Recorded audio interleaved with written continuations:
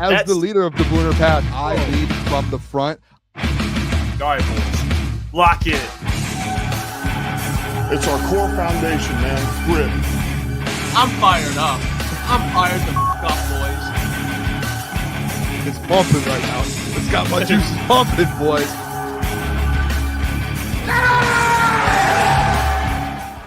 Oh, welcome to Crunch Time Sports with Jeff, Booner, Lucas, and Caleb. First, we are back. We got some huge news. Michigan fans are fired up. Before the show, number one quarterback in the nation. And number one player, right? In the nation. Number one player in the nation. Flipped his commitment. Bryce Underwood from LSU to the University of Michigan. This is oh, here we go. Oh, to Michigan. Let's keep it rolling all night long, Klotzy. Not a chance. Not a chance, bro. You stay strong. Up to that, baby. Not fake. Hey, the champs are back. The champs are back. They were gone for 25 plus the years. Champs are back. Of a signing, they're back. The champs are back, Klotzy. Hey, it's a I'm happy. Day. We'll get into it. Thank you. I do appreciate that. At least, hey, we could. I said this before the show. At least us, we can. There's maybe other fans of other places that can enjoy. At least we can enjoy this. Like we're both good programs, great programs, national championship programs that should always be on top. There's all these other programs that want to be like us, like me and you, Klotzy. They'll never get there. Even LSU at this point now, like that, it's embarrassing for Brian Kelly and all those guys. It is the most embarrassing thing. The fact too, and I will say this. The fact Bryce Underwood for the last few weeks has put things out there that been like, I'm staying at LSU. And then there's boom. He's at me. I was not expecting that at all. I thought it was over. No one was. I thought it was over. I thought we had zero chance of getting Bryce Underwood. I thought it was over. This is what's happening now, and you guys all know this. Bryce Underwood commits. We should have known. Honestly, we should have known because his teammate was committed to Pitt, 4-star wide receiver, switches, I think it was yesterday, to Michigan, decommits, recommits to Michigan, and then within the next 48 hours, Bryce Underwood does the same thing. And guys, anyone right now can go through Twitter, and it is everywhere. There are so many.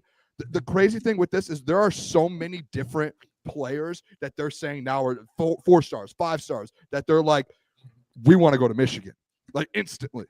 Offensive linemen, receivers. Klotzy, we saw the LSU receiver I sent to you, the 4-star LSU receiver, who's like, hey, he might decommit and come to Michigan now. Like a 5-star offensive lineman from Alabama. Guys, Michigan now is the place to be.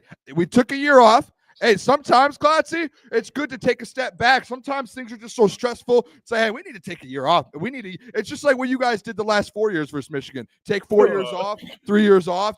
We'll just take a step back for a little bit. That's all we had to do. We didn't have to do it for 3 years like you. All we had to do was just do it for 1 year, and then we end up coming back. And next year, the Michigan Wolverines win another national championship. This right here, what does that say, Klotzy?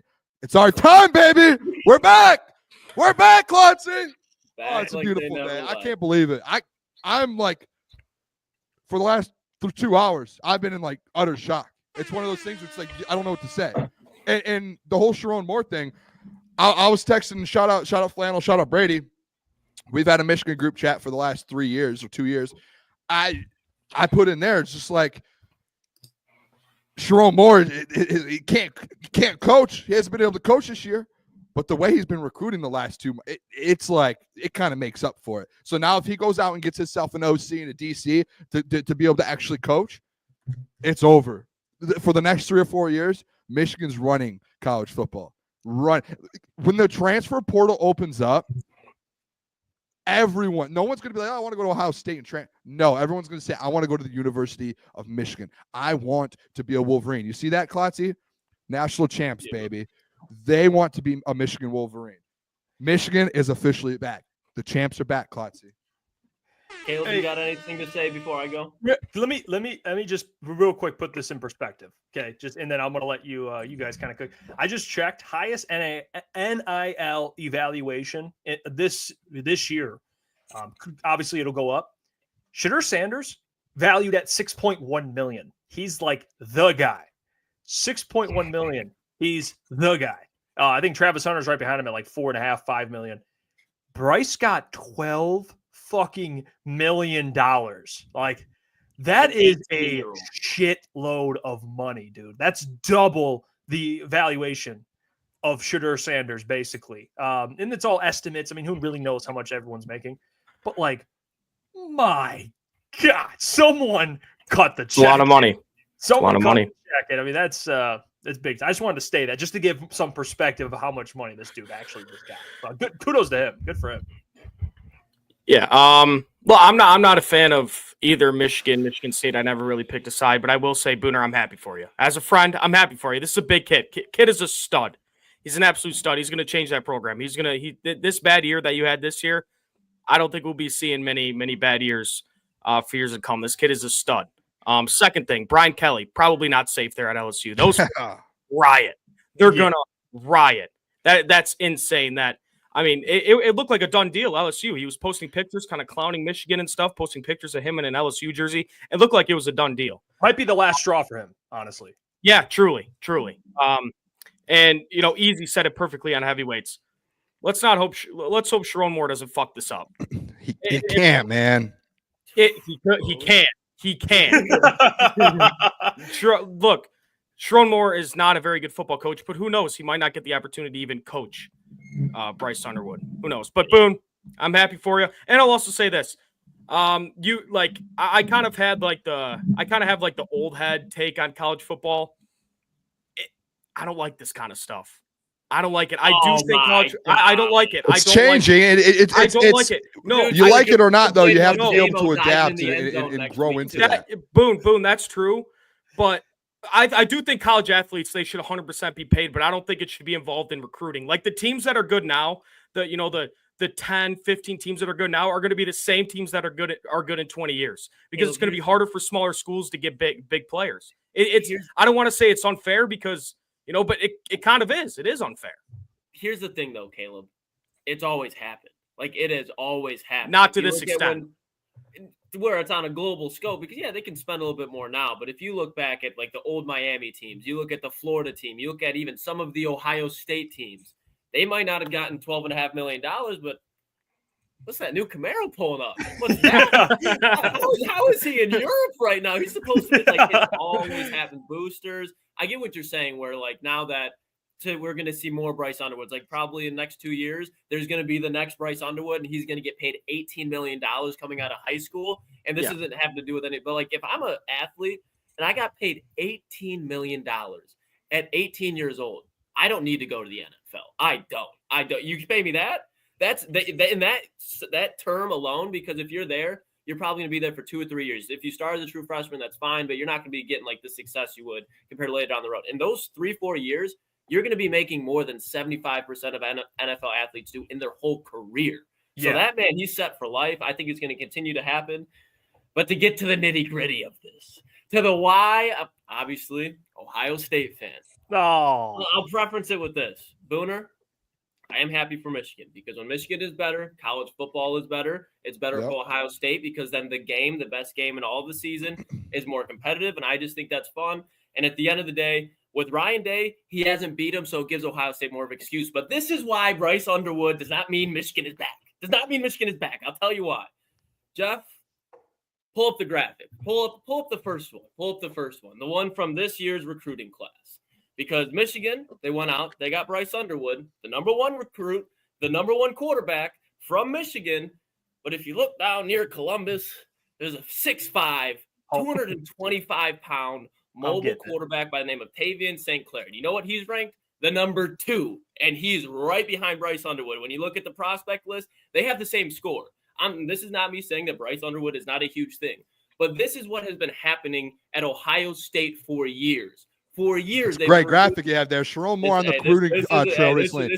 Flip number one recruit Bryce Underwood. No. Landon 5-star Andrew Babalola, flip 4-star, flip 4-star. I have Vandal not. This has 4-star, been a flip sabotage 4-star, flip segment. 3-star. Yeah, let him cook. Oh, this Let is- him and I cook. think there's some Booner more. throwing Let him up, cook. but this is I Booner. think there's some more.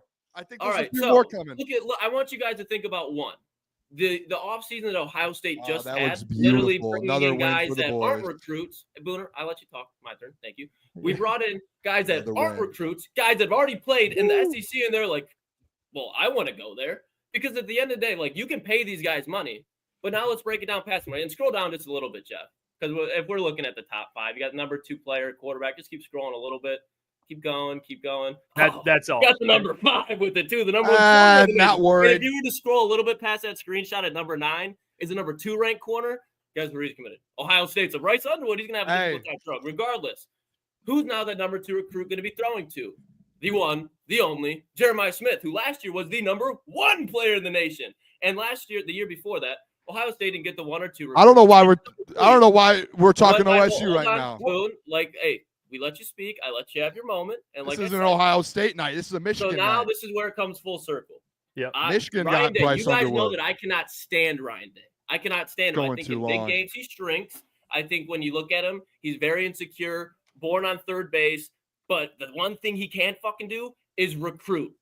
And it's been at a level that will be higher than Michigan's for the rest of their, as far as you compare Sharon Moore to Ryan Day, people are going to pick Ryan Day over Sharon Moore. You look at the athletic directors, the athletic department. Michigan is in shambles. Ohio State just pulled off one of the biggest offseasons in college football history. So their athletic department realized what's going on. My point here is big. I give the nod to Michigan.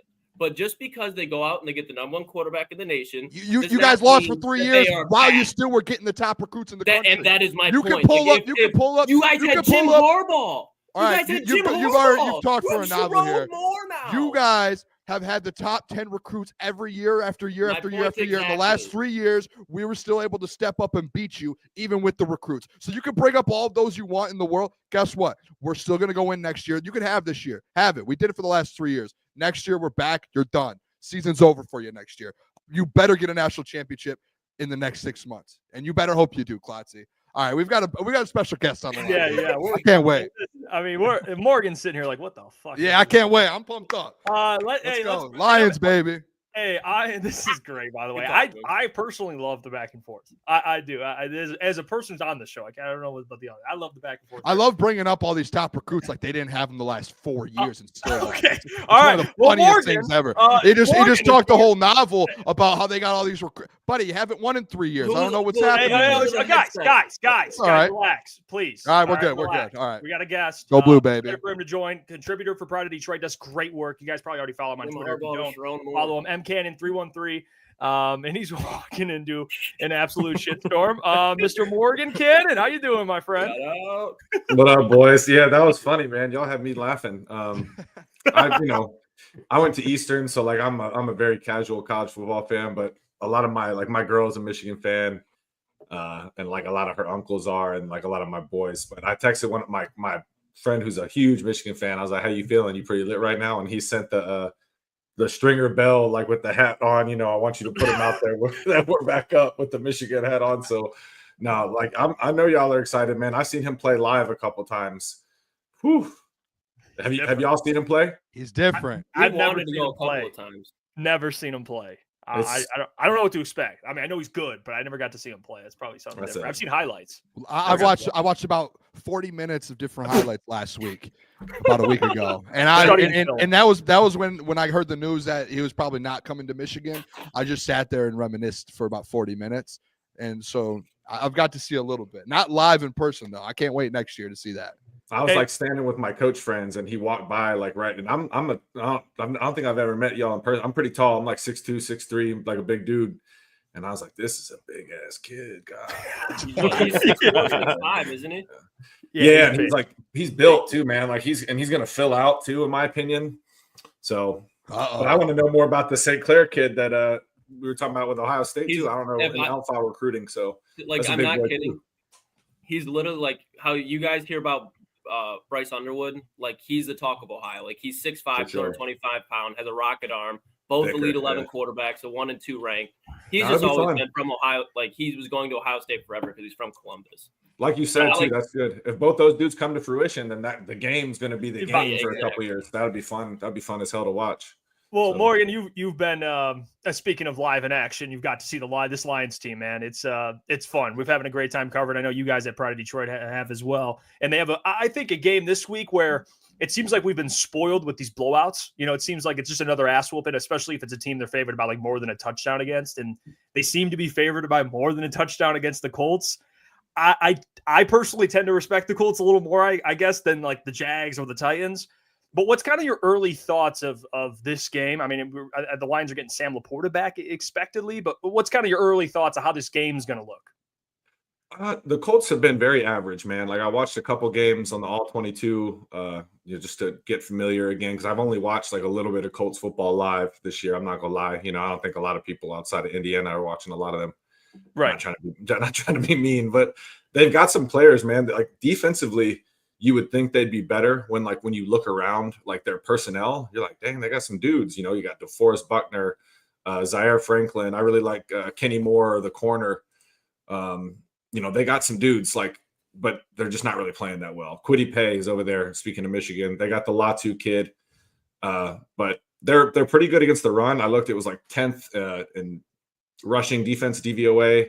They're 17th overall. But the thing that intrigues me is just what version of Anthony Richardson are we going to get? Because he's got he misses some layups. That's my complaint with him right now. Like within the flow of the offense, like the function of the offense, he misses a lot of the stuff that you got to have, 8-9 times out of 10 just to stay on schedule. But then he'll do stuff where he's like holding off a defensive tackle with one arm and then throwing a dot with the other. So that's speaking of big freaky quarterbacks, like he's got a lot of, remember how Josh Allen was so polarizing early on? Like I made fun of Josh. He was funny to watch, man. He did a lot of stupid stuff. But then he'd do some freaky stuff, So I think you got to be patient with him. Me and Miko were talking about that on the YouTube channel too. I think you got to be patient with him if you're the Colts. And, this might be kind of rough because I'm sure AG is like, oh yeah, I got me a real rookie quarterback to get after this week. That's the way I'd be thinking at least. What do y'all think? Go ahead, Boone. Yeah, I mean, I'm a similar way. I'm interested just to see, to be honest. This is one of the first quarterbacks I think with the Lions this season in the run game, like a running quarterback, to see if they're going to be able to contain, especially now with Zadarius and all these different pieces and losing guys in injury, no Anzo. I'm just interested to see that, like how they're able to do that. I do want to ask you though, too, Morgan, something, and I've asked probably every guest that we've had about on this, but the whole Jared Goff MVP conversation. Where do you stand on this? Because we've had this argument on our show a little bit. Some feel like maybe he's out of it completely and some maybe he's in. Or do you think that he still has a chance after the 5 interceptions and then bouncing back, the 4 touchdowns, the 400 yards? Where are you at with that? I still think he has a chance, I probably have him third. For me, it'd probably go like Lamar, Josh Allen, Jared, and then Saquon and then Derrick Henry, if you wanted to round out a 5. Okay. But I try to look at it what team would be the most screwed if you took away a player? And sometimes I'm like, that might be Buffalo, bro. But then I bounce back and forth between Josh Allen and Lamar. But yeah, I mean, Goff's still in it for me, man. This is what you get though, right? With this long of continuity, Ben Johnson, the weapons, Amon-Ra and him, almost communicate telekinetically, bro. The one touchdown they got one of the one touchdowns they got last week, the ball's just out before Amon even puts his outside foot in the ground to get towards the boundary. You know what I'm saying? It's tough to defend. I don't really know what you do if you're a DB. So yeah, it's fun to watch them operate. But yeah, I'd probably have him third. He's still in the conversation. If the Lions run the table and don't lose a game, man, or even drop one and he keeps going crazy, he's got to be in the conversation, right? Yeah. Yeah, I think so. I definitely think so. He's been playing at an extremely high level outside of that Houston game. Kind of flipping it back to Sunday now, though, Morgan.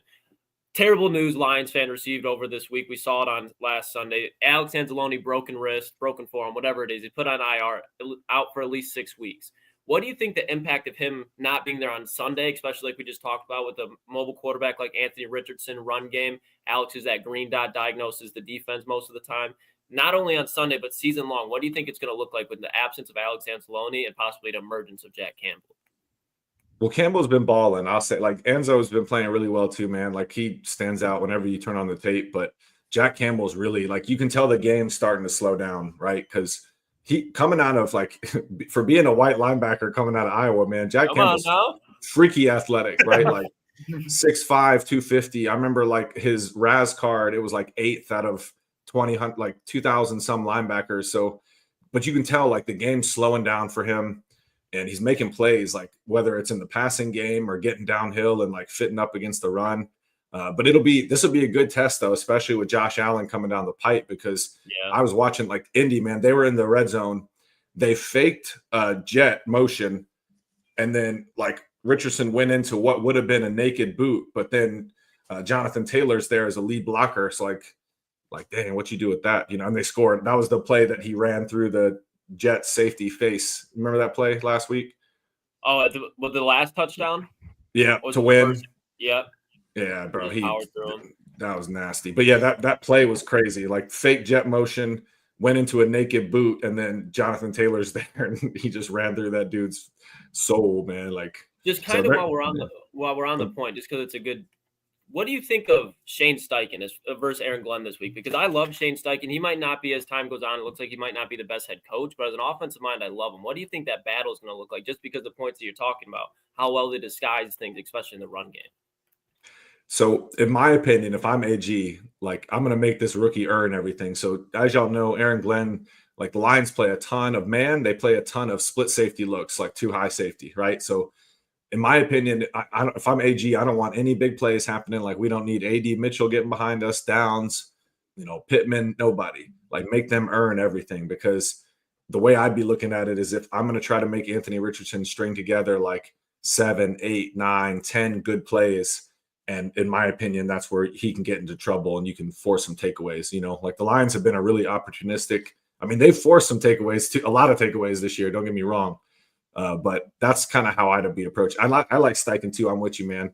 But at the end, AG's clicking right now, though, man. I think he's going to end up having his pick of the litter too when it's all said and done as far as head coaching opportunities go. Yeah, agreed.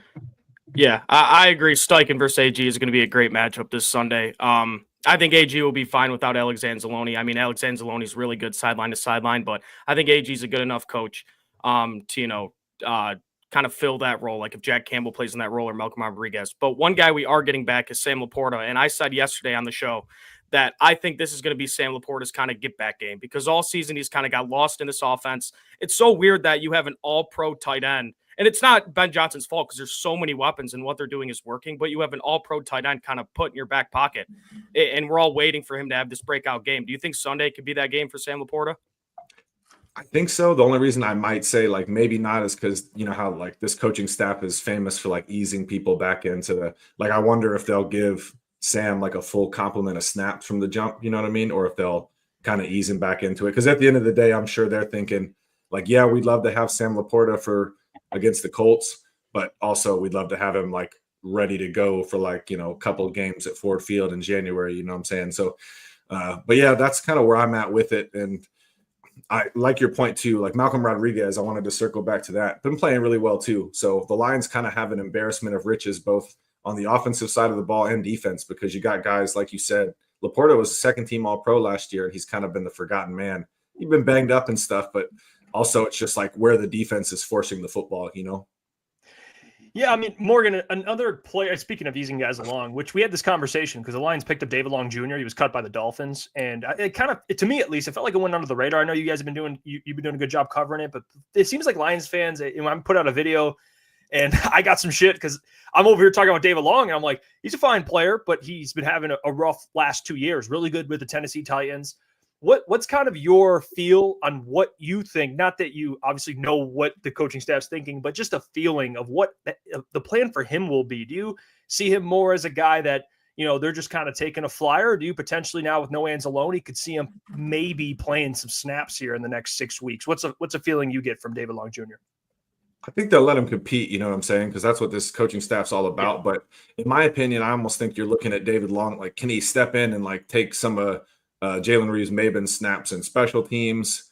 I'm sure he can play. Like, he's got good tape back there. But like you said, Jeff, like, it's been a little bit since he's put some good tape. And the tough thing is, man, he's one of those undersized linebackers that like his game is predicated on violence, man. Like he remember like watching them days at like West Virginia and early in his pro career, that boy, he brings it when he hits people. Like there's a lot of hate in his heart, man, when he plays the game. Lucas hammered that when they signed him. He's like, this guy's violent. Man, he really I'm is, a man. David Long guy. Like, to be honest, Morgan, like I don't think he's going to come in here and take Jack Campbell's spot, Alex Anzalone's spot, Malcolm Rodriguez's spot. But I definitely think especially not this week, maybe not even the week after, but especially against Josh Allen, because he was just playing a lot in Miami, playing against him twice a year. I think that he's definitely going to be on the field a lot as like a third string linebacker that's going to be on there, because he's not going to get after the quarterback. Like you said, he can just hit motherfuckers, and especially in the run game. When I think the whole thing with him being bad in Miami is they lost Christian Wilkins and Vic Fangio. So he was just out of his scheme, and he lost that defensive tackle. When he was in Tennessee with Jeffrey Simmons, dog, with Terrell Williams as well. When he had Christian Wilkins and Vic Fangio, he had 118 tackles that year. So it's not going to be a huge difference maker, but I think he's a player when come playoff time, like he'll be nice. Nice. Don't sleep on him. I'm with you, man. And yeah, he's 100% one of those players. I'm glad you know too, because I like watching players like that play, man. He plays like he's Jack Campbell size, but he's not. He's like 5'11", like 220. But he, plays. Got a chip on his shoulder. But yeah, I agree. Like he could, if he shows it right, he could easily be that third linebacker on like when the line spent a lot of time in base defense, as y'all know, right? Like they trust their linebackers, like Jack, Anzalone, Malcolm, Germ, like Neiman. They like Neiman, and he's fine. He's good depth, but I agree with you. I think David Long brings a little bit more oomph to the table if you're going to roll with like a third linebacker on the field. Hey, Morgan, I just want to kind of get your thoughts on the defensive line with the Hutch injury and the Davenport and all of that, and obviously getting Za'Darius now.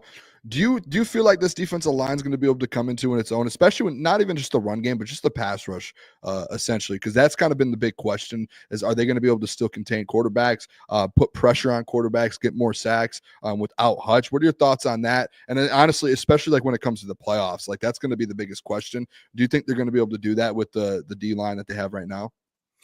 When I watched this last week's tape, they run like Aaron Glenn loves to run. They run a ton of games, man. Like when you watch them, like they're looping, they're crashing. So, and Za'Darius Smith is good. Like if you watch his, like if you're from, I know y'all are familiar with this game, but he's a savvy like D lineman, been in the league a while. So they're not going to get after the passer like they did when they had Hutchinson was. I know y'all know was on pace for a crazy season, bro. Yeah, and then that happened, but I do think they're going to have to manufacture. Like, Za'Darius Smith's going to win some one-on-ones. The good thing is, right, like, yes, you don't have Hutchinson anymore, but with Aleem coming into his own, like, you can roll guys in now. You got Levi, you got Wingo, you got DJ Reader. So, in my opinion, if you have, like, competent edge rushers and, like, a good, like, a couple good ones and Pascal and just Za'Darius Smith with the interior pressure the lines are going to create, that's almost like that's really good too. You know what I mean? That's tough for quarterbacks to deal with if you're not one of the aliens like Lamar or Allen. And Morgan, you kind of brought up earlier when we were talking about Aaron Glenn that he's going to have the pick of the litter as far as where he wants to go for a head coaching opportunity. If Aaron Glenn does end up leaving at the end of this season, where do you think the Lions go? Do you think they stay in-house with one of the defensive coaches as far as assistants go, or do you think they go get in Mike Vrabel, for example? Where do you think they go as far as the defensive coordinator after AG? Man, I would think, well, I would hope too, like Kelvin Shepard. So the Lions linebackers coach, he's younger, but coming from that same, tree, if you will, as like AG and Dan, right? Like being former players, transitioning pretty immediately to coaching, and they like him. Like, and look how good. Remember a couple years ago, man, like in 2021, like you probably be like, yeah, the Lions probably have the worst linebacker unit in football.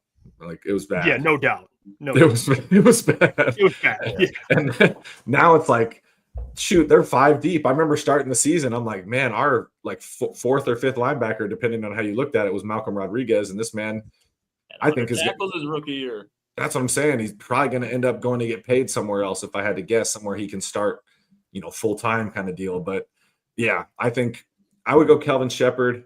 My only hope for AG and Ben, if they do leave, is to go to the AFC. I don't know how y'all feel. Like, get out of the conference. You know what I'm saying? I don't want smoke with Ben, Morgan. I don't. That's one guy. Like, you pick your. I don't want no smoke with that man. I just. I would love for him to go to the AFC, and if we somehow see him, it's in the Super Bowl. Like that's Just stay away. There you go. Yeah, Yeah. exactly. I'm with Stay it. the hell away. Like Ben Johnson, Jaguars, Oh, AG Jets. I feel like Khan's gonna, like, you know how rich that guy is, man. I feel like he could throw a bag at Ben, and that might be it. But we'll see. You know. Go ahead, Caleb. Yeah, kind of same question as Klotzy. Do you think? I mean, if we do lose Ben Johnson, and I said this yesterday. I mean, if we lose Ben Johnson, if he's on another sideline, I'm going to cry. I mean, it's going to be so hard for me watching this man coach another offense. Do you think it's going to stay in house? Do you think it's going to be Tanner Engstrand, kind of the same route Ben Johnson took, going from passing game coordinator to OC, or do you think it'll stay in house, or do you think they'll go and get someone else? That's a good question. I'm a little less sure about this one. Or like, I like Tanner Engstrand, or at least what I've heard from him. Obviously, we don't get a ton of access to those guys, but this is where I just trust. Like, I know y'all probably think this too, but like, I'm sure Dan Campbell just got, like, you know, the Rolodex, like the old heads used to have, like just with all their business cards in it. yeah.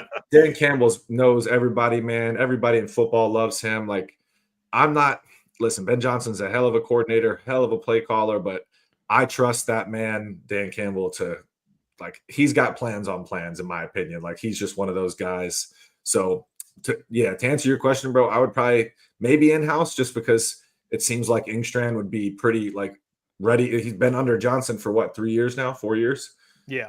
So he's going to know the scheme and have a relationship with Goff. And I think that's a lot of, you know, because they built this offense together. Remember when Goff talked about that, like how Ben Johnson was really inclusive of, like, you know, Jared, what do you think? Like, what do you like out of this concept or this or that? So, yeah, I would hope it stays in-house just kind of for that reason, you know? Yeah. And you know what, Morgan? I learned something today. All right, it was the first time getting to meet you. You're just a chill dude. You know ball. I like you, Morgan. We got to get Morgan on. Yes. We get Morgan on more. Great follow on Twitter. Obviously a great human being. Give him a follow at mcannon313. Morgan, good luck this weekend. And hopefully in the future we can get you on again. Yeah, bro, definitely hit me up. I had a good time. Just let me know. All right, there you go. Morgan Cannon. Check him out on Twitter. Appreciate it, Morgan. Appreciate you, Morgan. Great work. There you go. He is the man, dude. Shout out Morgan. It felt like we were just talking with one of the boys. I mean, yeah. He's awesome. He had a great Kelvin Shepard take. Couldn't have said it any better. Hell of a beard on that guy too. Great beard. Great beard. Great beard. Yeah, chill, dude. I don't know. Sometimes when you talk to, like, you try to be like, I don't know. I've got to feel that you never talk to somebody. You try to, like, feel them out. And how is this guy, like, more professional, or, you know what? Morgan, dude, he's chill, dude. Honestly, chill. One of the boys, man. One of the boys, man. Hey, it's time. I'm excited.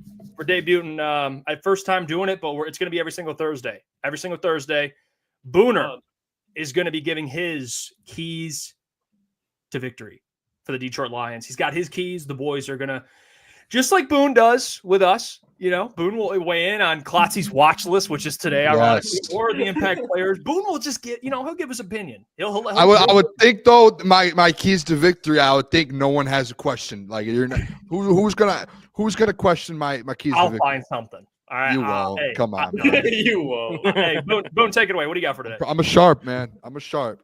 All right, I don't know how to do all this. All I know how to do is pull up is the graphic. I don't know how to put myself in. I don't know any of that. Hey, let me cook. I got you. Whoa, let's go, baby. How about that? Hey, what a day. First of all, go blue. How about that, Bryce? So I cannot stop thinking about that. Like, honestly, I know it's the Lions and all that. I cannot stop thinking about Michigan boys.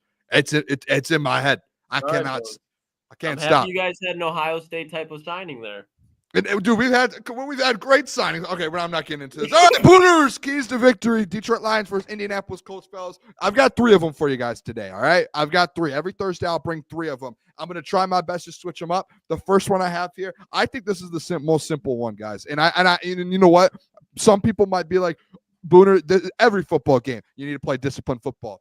No, listen, when you play teams like the Indianapolis Colts, I was listening to the Pat McAfee show today. This is a football team who they think that they just got Anthony Richardson back. He got benched. The rumors are he figured everything out off the field. This is all I'm hearing when I'm watching their show. That he figured everything out, blah, blah, blah. They think they have a franchise quarterback again, and they think he is back and ready to go. And with that being said, they're still in a playoff race right now. As much as people, and Klotz, I know you're a Colts guy. As much as people think maybe they're out, this is one of those must-win games this year, this week, next week. Like, they need to start winning some football games to get in the playoffs. This is a team at home that's going to come out ready to absolutely kill. Ready to kill. And you have to be able to play disciplined football, 0 turnovers, and do not let this team get in the game. This is one of those things, and I think the number one thing, and Jeff, typically I'll say turnover battle is a key. I don't even think it's the turnover battle. I think, listen, you just have to take care of the ball on offense. Like, just make sure you're not – that the only way a team like this can get in the game and win the football game is if you give them those extra possessions. If you're the one that lets them in it. It's not going to be them. It's going to be you making stupid plays. It'll be Jared Goff fumbling the ball, him throwing a bad pass. It'll be a fumble from one of the running backs. Stupid penalties, all of that. That is how they make an 8-point spread and go win a football game in the NFL. Is you just give them dumb penalties, dumb turnovers, dumb mistakes, missed blocks, all of that. You have to go in on the road. You know how I know the Lions are undefeated on the road, fellas. It's tough to play in the NFL on the road. It's tough, especially a team that's fighting for their life right now to make the playoffs. So disciplined football, fellas, 0 turnovers, and do not let them make it a game. You need to come out with a hot start and go out there and just punch them in the face right away. All right, fellas? Gotcha, Boone. I like that. Yes, sir. I like it. Bro. That's number one. And you know what? Do you know how you punch them in the face? How you do that, Boone? You establish the run! Not examples, baby. Just run the ball down their throats. That's all you need to do. That's number 2. That's all that matters on Sunday is run the ball. Everything. And I heard Amon-Ra St. Brown actually say it on his podcast this week. Then he mentioned, like, dude, with Jameer and with D-Mont, it opens everything up. The play action is like the best play action you can get in the NFL because everyone has to be focused on David Montgomery or Jahmyr Gibbs. Like, you cannot ignore it. You cannot ignore it. And I think on Sunday, you're going to blow this team. Like, you should blow this team out. If you go out there and set the tone right away and D-Mont goes, you march down the field with 6 runs straight and you just go down and score a touchdown. And then guess what? You get a stop and come down with Jahmyr Gibbs. Boom. Run it down their throat again with Jahmyr Gibbs. Touchdown. Can I give a play out right now?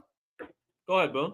I'm listening. Tell me the play. David Montgomery, Jahmyr Gibbs. Anytime touchdown. Parlay it together. I guarantee you it hits again. Guarantee it. It's going to hit again. I don't see a world it doesn't hit. And if you guys, it's going to hit. I promise you. Don't think not a financial advisor. He's a sharp. I'm a sharp, He's though. a sharp. Yeah. I am a sharp. That's number 2, fellas. Establish the run. Sonic and Knuckles. Just give them the rock. It's one of those things. So you just give your kids a toy. Just say, hey, go play with it. Don't even have to worry about it. Just give them the rock. Don't even have to worry about it. They're going to run for 100 yards each, touchdown each. You're good. All right, number 3. You guys ready for number 3? Ready, I'm Boone? ready. Are we ready? Sure. This is the biggest one, fellas. Oh my God. Contain Anthony Richardson. Make the man want to leave the game tired. Make him run over and be like, I need out. Get me out of it. Get that man out of the game. Don't give him anything easy. This is the first test that the Detroit Lions defense will have versus a quarterback like Anthony Richardson. Big body, mobile quarterback that's going to want to lower his shoulder and knock you out and run for 100 yards. You have to stop that. Find a way to contain him. You have to find. And you know what I love about this too? I really trust on the edges to contain AR. I trust Zadarius Smith. I right now trust Josh Pascal. And I trust Jack Campbell. I trust Rodrigo. I trust the fellas in the middle that they're not going to open up any slots for him to slip through and get through there. I trust these guys to do it. But you have to go show it, and you have to prove that you're able to contain Anthony Richardson. That's going to be the number 1 key to the game. I know the disciplined football don't make the game easy. All of that. I get all of that. That's a big part. But number 3, if you let Anthony Richardson, we've seen it with the Bears in the past with a guy like Justin Fields. We've seen it with the Bills, them last 2 games with Josh Allen running. You have to contain him. That's how they'll get in this football game, is Anthony Richardson going out there and running for 100 yards on you and scoring these random touchdowns. Go contain him, and you're in a really good spot, fellas. Those are my 3 keys to victories. Boys, welcome back. I like him, Boone. I like it. Here, you know what, Boone? Here's my critique. No, I'm just joking. I actually I like the 3. Go ahead, critique, brother. I always love to get No, better. no. There's really nothing to critique. I mean, disciplined football. I'm not going to argue with that. Establish the run. Not going to argue with that. And my favorite part isn't contain Anthony Richardson. It's make him want to leave the game. I mean, that is like that's Set the tone. Make him want to quit, retire. Yeah, that I like that little addition. That's a good one. I like that. I love these 3. I mean, I'm trying to think of like a Jonathan Taylor.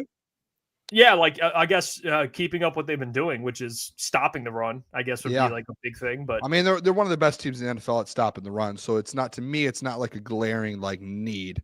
I think it's, to me, I'm more worried about an AR. Like, I mean, we just played Joe Mixon, who had 6 100-yard games and slowed Joe Mixon down. So I'm not. I mean, yeah, obviously Jonathan Taylor's a great back. Because I look at it like this: the Lions are one of the best running teams, but you still have them in here. Yeah, that's fair. Is that fair? You know what I mean? It's still important. I mean, I only have 3, so I'd put my top 3. I think Jonathan Taylor's still there. It's like my impact players. I'm like, I only have 3. You're like, throw in Sam LaPorta or like Malcolm Rodriguez. Well, which one would you replace? What one of these 3 would you replace? No, I'm kidding. I like all 3. I think the top 2 is the recipe for the Detroit Lions to beat every bad team. Establish, at the line of scrimmage, let the other team know we're just better than you. We're better than you at the line of scrimmage. We're going to beat the piss out of you all game, and then don't turn the ball over. Keep the ball out of the opponent's hands, and you're in a good spot. You're in a good spot. Do you see? And by the way, I mean, it's random off. I mean, I'll mention it later. Actually, it's something different. I don't want to distract the whole conversation, but I thought you did a good job, Booner. What? I did. No, it doesn't even relate to this. It just popped in my head. I'll bring it up later. It's a good convo, but it's your segment. I like this a lot, Boone. You did a great job. I thought you nailed. These are the top 3. I think just like Caleb said, disciplined football. I mean, they do it every week, but like this week against these type of teams, like you really can't. You can't keep them in the game. I feel like there's and again, we say it all the time. I feel like there's no trap games for a team as good as the Lions. There never is. Like, it's like the Chiefs. Like, you're really not going to walk into a trap game. I think the teams that you like look at it as a trap game, you have to be able to go in and play discipline. A team fighting for their life. Don't play with your food. Yeah, a team that's just fighting for their playoff life. A team that has a young quarterback who they think they now have whatever the word is I'm looking for. Like, you have to be able to go out there and just be very smart, play discipline, no turnovers, no flags, no stupid plays. Just go out there and play your football. Don't let the crowd just tunnel vision. Yeah, don't beat yourself. Just beat them. Don't beat yourself. By the way, never mind. Actually, I'm not. Let's move on. You did what I did. Bryce Underwood, him going to Michigan, like that is unbelievable, though. I love that. I love it. It's unbelievable. That's hilarious. I mean, it is huge news. I mean, I was gonna say something about a bet that I made, and let's hear it. I made a bet. It was for it was $5 to win $1,500, and it lost. I was disappointed. Already? Yeah, it was Thursday night game. It was George Pickens. It was Pickens, Jerry Jeudy, and Njoku. Yes, David Njoku to get 5 yards every quarter. And I went back and did all the research, and they all basically did it every quarter the last 3 weeks, besides one quarter. And I was like, this is a lock. And you're a madman for putting money on Jerry Jeudy. And then first quarter, he's done it. He's done it like the last 3 weeks. He gets 5 yards a quarter. The second you do it, he's not going to show up. I'm not going to lie. He doesn't have a target in the first quarter. He was that's the originator, the pioneer of the term jag. Steve Smith called Jerry Jeudy a jag. So you are putting money on literally the definition. All right, Klotz, you don't need all this now. Let's get to the next segment. Hey, I'm not Klotz, I thought Klotz froze for a second. Klotz, I'm not going to lie. Speaking of when you put money on someone, they crap the bed. Jay Ivey. He, by the way, the parlay, he's cooking it by himself. He hasn't made a shot all game. 0 for 6. Jeff, we might be cooked, Jeff. This team's not looking good. They don't look good tonight. This is the Hornets. This isn't the Boston Celtics. This is the Hornets. And we're losing by 15. Or what's 91 minus 77? I don't know. Whatever that is. Bad. I'm looking right now real quick. We'll move. I just want to do the math on that. I mean, the starting lineup If you combined, what is this? 14 of 9, that's 15, 16, 38. I think the starting lineup's like 14 for 42 in field goals right now. That's bad. That's bad. I think it's 42, 43. This is terrible. But yeah, we'll move on here. Jay Ivey, thanks for selling the parlay. Awesome. The rest are going to hit, Boone. Jay Ivey's cooking it. But anyway, I want to ask about one of your keys, Boone.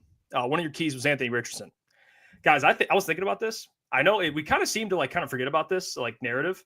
Remember the whole Lions can't stop mobile quarterbacks? Remember that narrative that existed last season? I mean, for some reason we haven't talked about it because they've done a really good job. Do you guys look at this matchup? And I know Kyler Murray. What did Kyler do? He didn't really do much, did he? On the ground, did he run often? I don't remember. Not on the ground rushing, but creating plays behind the line of scrimmage. He did a little bit. So my thing with Anthony Richardson is he's so unique, and Morgan, he put it very well. Reminds him of Josh Allen. I think this is kind of, at least with his running ability, is good preparation for Josh Allen, for the Bills, because he's not like a finesse, like Kyler is more of a finesse runner. Anthony Richardson, yeah, he's fast, but dude, he bullies people. That's a big man. I mean, he's 6'4", 225. Yeah. What do you guys think of kind of the matchup there with trying to stop not just a mobile quarterback, but a guy who's willing to run and a guy who is willing to run, especially in the red zone, because he had 2 touchdowns last week. And I think personally that it'll be a good test for the Lions. I'm not saying, they'll stop him.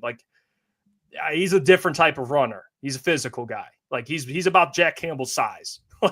Yeah, literally what I was about to say. That's why you draft Jack Campbell 18th overall. That's why you feel comfortable with him stepping up to replace Alex Anzalone, because Brian Branch is a great tackler. But you talk about just the size. Brian Branch will be able to tackle Anthony Richardson.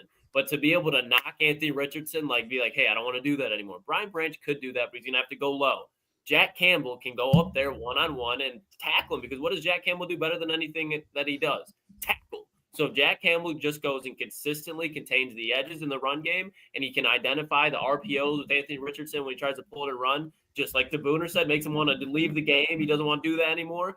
That's the key to it. I think Jack Campbell is where it all starts. And if he continues to play how he has been, I think that's the key to kind of limiting this Anthony Richardson threat on the ground. Yeah, I agree. I think against a mobile quarterback, especially a young one like Anthony Richardson, you just got to hit him. I know in the NFL, it's, the quarterbacks are treated like princesses. They can barely get hit. I sound like a big boomer saying that, but it's true. Yeah, that's why you draft guys like Jack Campbell. That's why you have Brian Branch. You got to hit him, and you got to hit him hard. You got to set the tone. And if he's not going to slide, go after the football too. That's what you got to do against quarterbacks like this. I do think there's a sense of this whole situation though with AR. When you go up against a guy like AR, at least with this year's team. Can you guys hear me? Yep. You're always good. All right. Yeah, I don't know what was going on there. But with Anthony Richardson and Josh Allen, I think there's a sense where it's your defense, you have dudes that are going to be able to that aren't scared of a guy like him, at all. Brian Branch, he's not gonna lay down, and AR is not gonna bully him. Even if he was bigger than him, Brian's going to find a way to tackle him. I think it's the same thing with a guy like Amik Robertson, Malcolm Rodriguez, even Kirby, or even Carlton Davis. We've seen Carlton Davis. That man doesn't miss tackles either. These guys get in there, and they this is a tough defense. And I think for AR, it's who did they play last week? Who was it?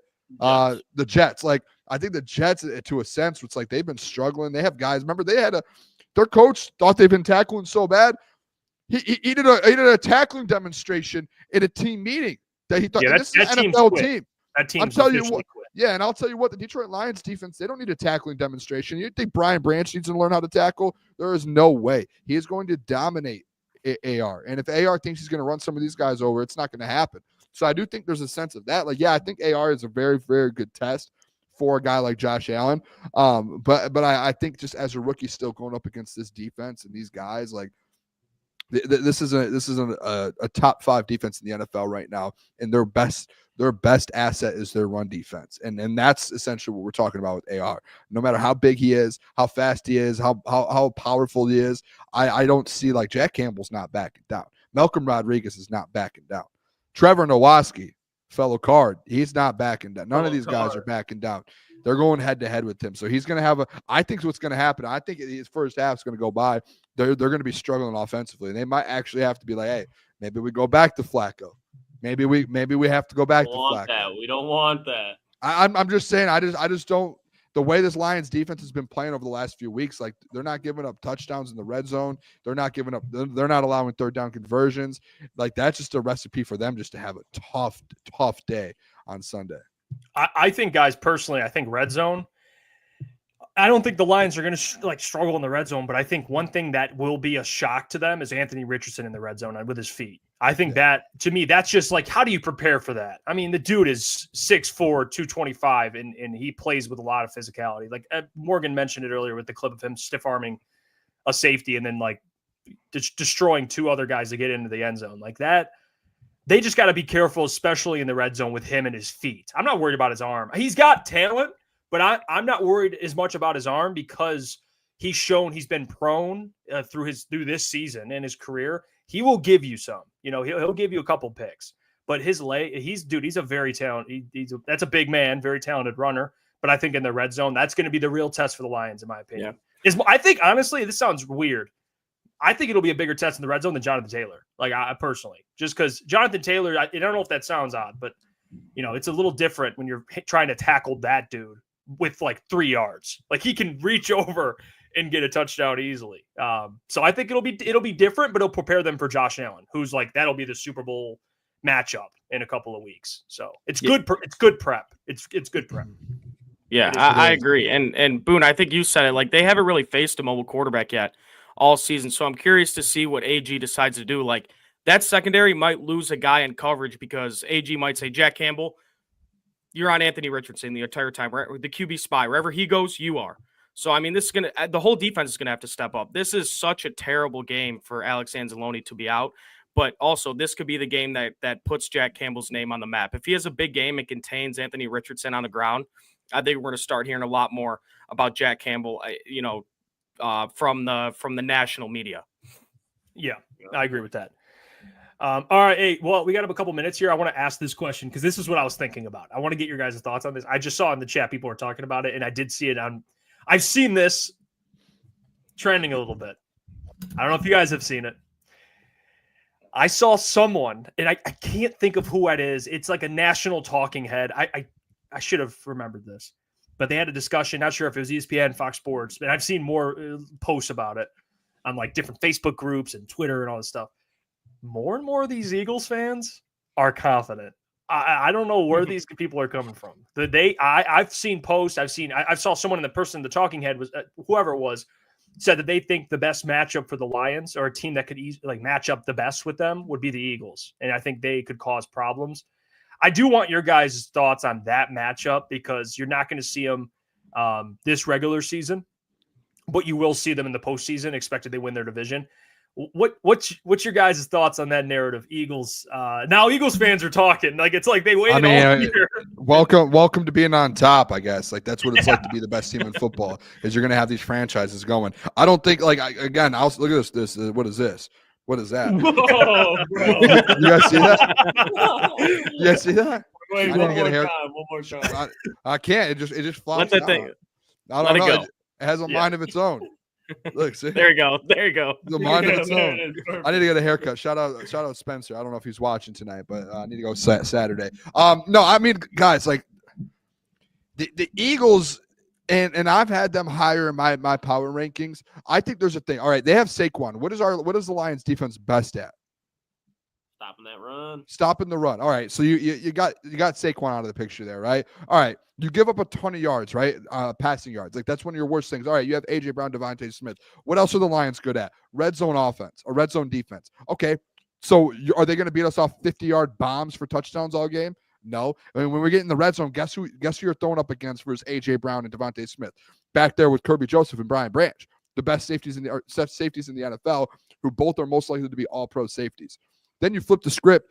Guys, like I would understand if they're confident if the Eagles defense has been maybe Eagles defenses of the past, then maybe you're looking at a top 3 Eagles defense. You're not. This is one of the best, not just offenses right now in the NFL, of all time. This is a top 15 offense of all time. And they're trending to be the top 5 offense of all time. So if you think a not as good, struggling Eagles defense is going to be the one that's able to stop this, expose the weaknesses of this Lions football team, I promise you not. Like, they're going to score 30-plus points on you. Can your offense score 30-plus points on the Detroit Lions? No, you can't. It will not happen.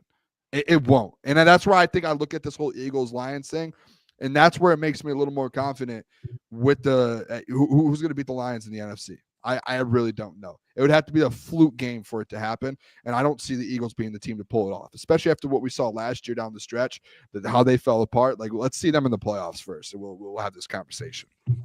Yeah, and I mean, you have – go ahead, Klotz. I I was just going to Oh, we got to talk off. Rock, paper, All right. scissors. Ready? All right, ready? Oh, here we go. Rock. On shoot. Yeah, shoot. of That's course. respectable. Rock, paper, scissors, shoot. I mean, Three. all right. You got to go. You got to run it back. Paper, Got to run it. scissors, shoot. All right, hey, double All down. right, I double classic. down. I double down. Either way. All right, go ahead, brother. Yeah. I'll make it quick so we can get it in for you as well. Pause. Major pause. there. Yeah, big But, pause. Hey, so now. this is a Hey, game now. where if the Lions and Eagles were to match up, that's a game where Jalen Hurts' arm is going to beat you, and that means that Jalen Hurts' arm is going to have to keep up with this Detroit Lions offense. 2 rookie corners. Okay, you got Quinyon Mitchell, Toledo legend. Shout out to him. He's having a phenomenal year, but a rookie. You're going to man him up on Amon-Ra St. Brown? Don't do that. If you want to do zone, look back there. Who are the 2 safeties? Reed Blankenship and C.J. Gardner-Johnson. CD Deuce. You don't think Ben Johnson knows Cooking how to him. expose Reed Blankenship and CD Deuce with Jamison Williams? And they're not going to be able to stop the run game as well. I think and we already talked about it, if the Lions were to play the Philadelphia Eagles, probably be like a 7-point game, but it'd feel like a 14, 21-point game. Like, I think the Eagles could score enough points to make it seem close. But if there's a matchup that I'm scared of in the NFC, quote unquote scared of, it's seeing Matthew Stafford and the LA Rams for the 3rd time at home in a big moment. So before I'm looking at the Eagles, I'm looking at the LA Rams, because if they don't win that division, they're going to be a wild card team, and they're going to be more likely to see the Lions than the Eagles will be. So I'm more worried about the Rams than the Eagles.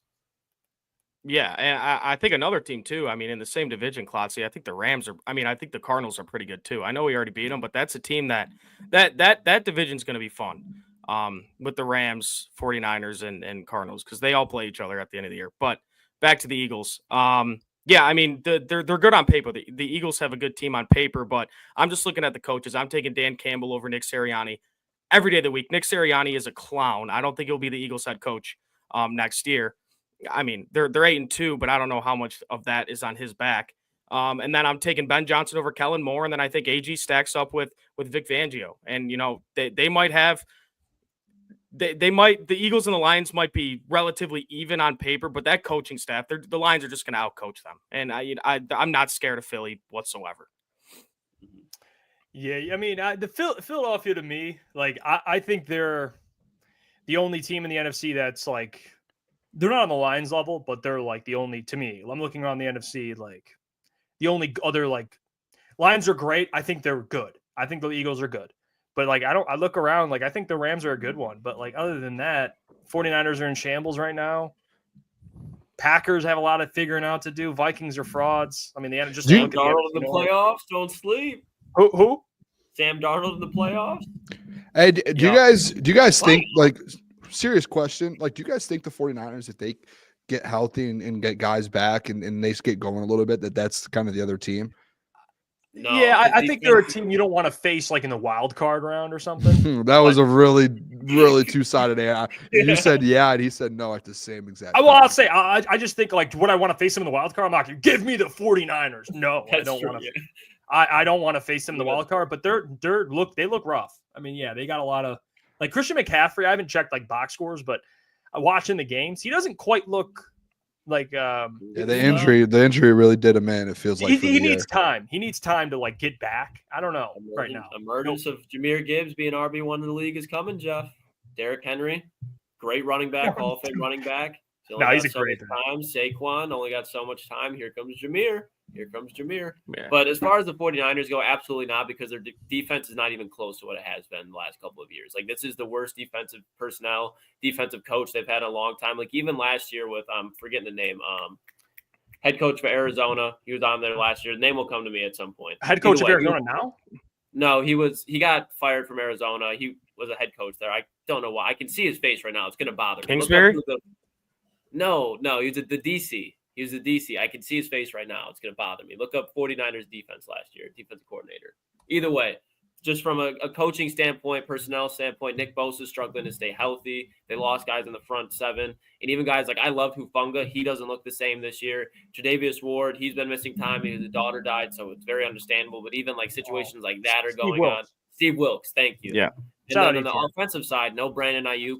I love Juwan Jennings, but I think Juwan Jennings, when you want to talk about winning a Super Bowl, if you could have Brandon Ayuk and you needed Brandon Ayuk last year, you're going to need him again. And I don't think that when you talk about the wide receiver 3, Sticky Ricky, my guy, he's not going to be doing much. So, and not to mention Brock Purdy looked great to start off the season. I like the narrative that has been pushed around Brock Purdy so far the last couple of weeks is like it's coming down to earth. Like, do the 49ers actually want to re-sign this guy? So it's going to be interesting. I just think this is the downfall of the 49ers that we're seeing. Like, they were good for a very long time, and they probably will be good right now in a couple of years, but back to that level. But as of right now, no. They're a wild card team, and that's it.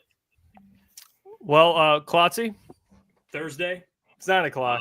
I'm curious. You know what? For those, look at Klotzy's perspective, right? Was a big advocate for the Colts this season. I will correct myself, not Anthony Richardson, but he believed in the roster. He believed in Anthony Richardson being just a fine quarterback. Obviously, he's not fine. He's worse than fine. So it didn't go as planned. I was with you. I'm actually excited for Klotz watch list this week because it's narratives colliding. It's like, who should the Lions be aware of? And it's the team that Klotz just. It's gonna be my favorite one all year. It's gonna be my favorite. For lack of a better term, just rode all summer. I mean, he really did. So lack of better term. So Klotzy, I'm going to do these one by one here. Actually, I'm going to do it the way Booner did it because I like the way you were doing it, Boone. It's a smarter way to do it. I will say, I brought that up to the boys about a month ago, and I was like, I'm going to try it tonight, see what happens, and it worked. I felt like I discovered a hidden treasure. Honestly, I'm still not 100% certain how to do it. All right, put the first one up and send me the other two, and I'll do it. Okay. Or actually, all right, send me all of them. Let me get. Hey, hold on. I can't listen to this. Well, I can't listen to fucking Klotzy hype up the Colts without some music at least. I mean, I need something going on here in the background. Get in the booth, Get in the booth. Talk to me. Oh God! All right. You already knew that Big Grove was going to be on here. This was a guy that I wanted, Grover Stewart, to be signed by the Detroit Lions in the offseason. The Colts signed him to actually kind of a bag. He got paid a lot more than I thought. But, guys, he's having a season. So far, he has 4 sacks on the year. He's one of the best run-defending defensive tackles. He's always living in the backfield. But why I think Grover Stewart is so important to stop for the Detroit Lions this week is because DeForest Buckner came off injury, I believe, 2 weeks ago. And they have been giving up plays in the run, but when they have Grover Stewart and DeForest Buckner, that is one of the best defensive tackle duos in all of the NFL. I would argue, and I'm not just saying this because I'm a Colts fan, that defensive tackle group between Grover Stewart and DeForest Buckner, it could potentially be better than DJ Reader and Aleem McNeil as far as the talent standpoint goes. And they've been making plays. Like on the primetime games, they've been making plays. If you watched them last week against Aaron Rodgers, they've made that man incredibly uncomfortable. He was in a hellhole the whole time inside the pocket. So Grover Stewart is a great player, but he's playing alongside another one in DeForest Buckner. And Grover Stewart's off to the best start of his season or best start of his career, and that was a large part without DeForest Buckner being there. So when you look at him, great run-stopping defender. He's going to have an imprint a little bit, but I don't think he's going to be somebody you got to worry about shutting down David Montgomery and Jahmyr Gibbs. That's not going to happen anytime this season. But if there's going to be a guy, especially like in the pass game, making Goff uncomfortable, it's going to be him. So Grover Stewart, Big Grove guy, but that's my first one. Jeff, pull up the second. Boone, you got the second, or could I just do this? Boone. I got the second. All right. Go ahead, Boone. You too. Anytime, Boone.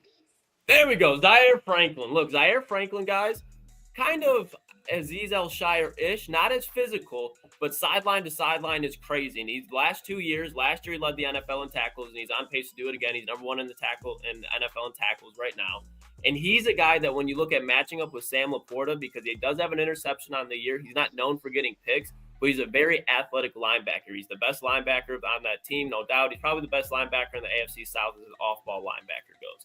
When you look at what he's going to be able to do match up with Sam Laporta, dealing with a little bit of an injury, I think there's some plays where he can get the best of them. And I do think that when you look at a schematic standpoint, he's going to be a guy that is going to be making tackles on Sam Laporta. He's going to be able to tackle Amon-Ra St. Brown in the open field. And you're going to see that whole defense revolves around Zaire Franklin and how he's doing. When you're looking at the Colts defense, that's going to be the guy that stands out. So a little bit of a bigger player. A lot of people know him because he leads the NFL in tackles. But when you look at him, you're like, doesn't get any picks. You kind of write him off there. But Zaire Franklin is a very good overall player, one of the most underrated players in all of the NFL. So that's my second one. And my third, my favorite, Boone, go ahead, pull it up. Alec Pierce. Alec Pierce is off to a hell of a season. Oh, God. One hell of a season. You know this is a klotzy guy. Alec Pierce coming out of the combine. No one thought he was capable of that. You got a white guy running a 4.2. You don't see that very often. He was the most athletic wide receiver coming out of the draft. And this year, he already has 590 yards. He leads the Colts in receiving, 4 touchdowns. He averages 22.7 yards per catch. So every time that boy catches the rock, it's a first down and then another. So that's the big play threat. And why I think that Alec Pierce is going to be so important is because Anthony Richardson, that's his guy. Anthony Richardson, when he drops back in the pocket, is making a maximum of 2 reads. He's going to Alec Pierce or Josh Downs because I don't know why Michael Pittman has just not been his guy this year. Josh Downs is a guy that's in the middle, is going to be friendly for him. But Alec Pierce down the sideline, matched up on Terrion Arnold. That is going to be, if there's a way that the Colts stay in the game, it's because they're constantly going down the field to Alec Pierce because Anthony Richardson, we talk about his struggles where it's like, oh, that was a really bad play. But when you see the plays where you're like, wow, Anthony Richardson, it's usually a deep ball to Alec Pierce. So Alec Pierce stretching the field vertically, just making plays, but also the fact that he's going to match up on Terrion. There's a lot of big play factors there. So it's going to be interesting to see. I think that's the guy that if I would be like, ooh, who scares you? Outside of Jonathan Taylor, it's Alec Pierce. He's not the best wide receiver. Like when you look at the production, obviously Michael Pittman is. But he's having a good season. He's balling out 590 yards. He's their Jamison Williams. You really wouldn't expect that type of year, but that's what he's doing right now. So Alec Pierce, definitely have to watch out for him on Sunday as well. That's my list, boys. Big Grove, Zaire Franklin, and Alec Pierce. I wonder what happens with Terrion Arnold. He's been on the injury report for like a groin injury. I wonder if I would assume he plays, but I think he would be matching up with. Is Alex a pure outside guy, right? That's what he does. Oh, yeah, you're not lining him up in the slot. Hell no. So that's like a Terrion Arnold matchup because Pittman's Carlton Davis. So I'm just kind of basing that here. But Terrion Arnold, got to watch down the field. No PIs if he plays. Honorable mention, Ashton Doolin. He's like a special teamer. He's gonna make he's a dog. No, he's a dog. Is a dog. Special teamer. And then he's a little bit of, he comes as like their wide receiver 5 and he'll get like 10 yards a game. He can make plays.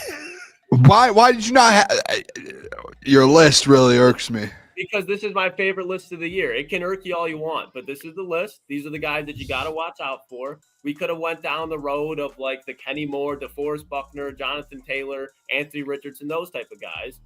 Big Grove, we're not going to act like Big Grover Stewart's a household name. No, Big Grover isn't. Big Grove isn't. I already know it's going to be Zaire Franklin. Is the lead. He leads the NFL in tackles. He's one of the most well-known linebackers in the NFL. No, he wasn't even a Pro Bowler last year. Everyone knows who Zaire Franklin is. If you don't, you should shut the TV off and never watch football again. You can't say things like that. Wow. I want. Listen, when I turn on my screen to listen to Klotz talk, I want those dogs. I want someone I've never heard of. I know Zaire. Who's the guy you said, Klotzy? Ashton Doolin. So you want put Ashton Doolin's on the list. So you want me to try to talk about a special teams guy and a guy who probably has 8 yards on the year. I want to keep my eyes on the lookout. No. Klotzy, I'm telling you. Hey, Boone, where would you rank Zaire Franklin amongst linebackers? He leads the NFL in tackles. He has to be up there. He has 110 tackles through half of the season already. I know. I checked Jack Campbell. How many votes do you think he has for defensive player of the year? I bet Fred Warner. No, I mean, dude, you have to be the best linebacker in like a decade to win it as a linebacker. Like that's such a bad argument. I mean, Klotz, Zaire Franklin's a name in the NFL right now. He has more tackles. Tackles aren't that like, dude. defensive edges get 30 tackles in a year. Like, what are we talking about? Like, he's a household name. Everyone knows Zaire. If you think Zaire Franklin is a household name, That's a little it is wild, not the Boom. case. That is not the case. I get like Zaire's not some like random guy, but household name, Boone. Like maybe I'm just a ball knower and I'm like Zaire. He's obvious. There you go. Boone. But I don't know. I thought Zaire Franklin. I thought everyone knew him. Honestly, that's on me. I know Zaire Franklin, but you do realize what household name means, right? Like that is. I mean, household. I mean, people who watch the NFL. That's what I mean. Dude, I wouldn't say Zaire Franklin's a household name. You're talking about like I don't know. I'm trying to think of like a, dude, he's leading the NFL. He's leading the NFL in tackles. Like I don't know. That's pretty like, hey, good job, dude. You're pretty good at football. He is. ETN says you're talking about him like he's Fred Warner. Bro. No, but I mean, hey, I can't even remember the guy's name anymore. That's why I want to know him. I want to know some of these guys. I want to learn ball a little bit. EJ Speed. You mentioned EJ Speed. He's the same thing as Zaire Franklin. He just is like should have thrown EJ Speed on the list. Because EJ Speed's going to get bodied this week because he's a light linebacker, and Graham Glasgow and Kevin Zeitler are going to have their fucking way with him because he over pursues. Like EJ Speed will get exposed this week, so I'm not putting him on my watch list. Yeah, I mean, in terms of the run game, those first two guys you put are probably going to be the guys you're looking at. I mean, for Jameer and David, like Big Grove and Zaire, that front seven. It's weird. To Morgan's point, again, like he had some great points. Another point, I don't know how the run defense is so bad. Like their front seven, unless I'm off on that, they got talent. I mean, Kwity Paye, DeForest Buckner, Grover Stewart, Zaire Franklin. I mean, I think DeForest Buckner's been hurt for a little bit though, right? Yeah, he just came back. Yeah. But even like they haven't had a 100-yard rusher where they're letting up a lot, but like, and they were playing good running back. But they were like they weren't stopping them. They had like 70, 80 yards, and I'm sure they had some in the receiving game as well. Yeah. Klotzy, here's a name that I'm a Colts guy too. I wanted the Colts to be good. I wanted AR to be a good quarterback because I think it's good for the league. I mean, he's an athletic freak. A.D. Mitchell. I mean, I thought this guy was going to explode with Anthony Richardson. What's up with him? He did have 6 catches like 2 weeks ago or something, but like other than that, he's been a nothing burger for this Colts offense. What's up with that? Is it because Alec Pierce is emerging as a receiver? Why isn't he getting touches? I'm sure we can go back to it, but Anthony Richardson's completion percentage, that man probably has like so far like averaging probably like 9 completions a game. And Alec Pierce is getting 3 of them. Josh Downs or Michael Pittman are getting 2 of them. And A.D. Mitchell, like he even had a couple of drops, but it's just they don't have like Anthony Richardson has not had the ability to spread the ball around. It's been the one guy going off, and the one guy going off is not Alec Pierce. He's throwing a 70-yarder at Alec Pierce and a pick the next play. Yeah. So yeah, that's what their offense has been kind of predicated with Anthony Richardson. He's I think Anthony Richardson against the Jets looked very good. He had like almost 300 yards, but you're not going to have those plays against the Lions. Like those 2 safeties, they don't allow it. Like it just happens. So it's going to have to find someone else other than it's going to be Josh Downs maybe in the slot. Maybe someone he's looking at. I don't know. That's who's going to kill him in the RPO game. That's where like we'll miss Anzalone because even if Jack Campbell's doing his job, you got the Malcolm Rodriguez filling in for Jack Campbell. Like he's not the same sideline to sideline linebacker that Campbell is. So that's where like RPOs, they could have some big plays there. All right, good job, Klotzy. I learned something new today. Learned Zaire Franklin, household name. Yeah, I learned Zaire Franklin is not a household name, and he is very underrated, and no one knows who he is per Klotz. Yeah. Oh, household name is kind of crazy. Knows who he is. That is Boone. You do realize household NFL name. Like obviously, you know what I mean. Now we're taking it. You said it. I did. You know what I mean. He's like, if you're an NFL fan, you know who he is. I mean, the same thing goes with Grover Stewart and Alec Pierce. Yeah, like people should know who Alec Pierce is, but like it's Alec Pierce. I mean, I don't know. Alec Pierce coming out of Cincinnati, former volleyball player. Oh, fun fact. Fun fact. Did you like that fun fact? Fun fact. Former. Hey boys, real quick, Pistons. Remember when I said they were cooked, down 15? Tie ball game. Minute 5 left. They were cooked. You jinxed them. And J90 has what? 15. How many do you need? No, he doesn't. Nah, he's no. 4. How many do you need? do that. Yeah, I was going to say he has 4. You're not going to win That's bets the only when leg he's that's scoring gonna 4. matter. He's on. I mean, he's on maybe the you get no bet list. OT. Maybe you get OT.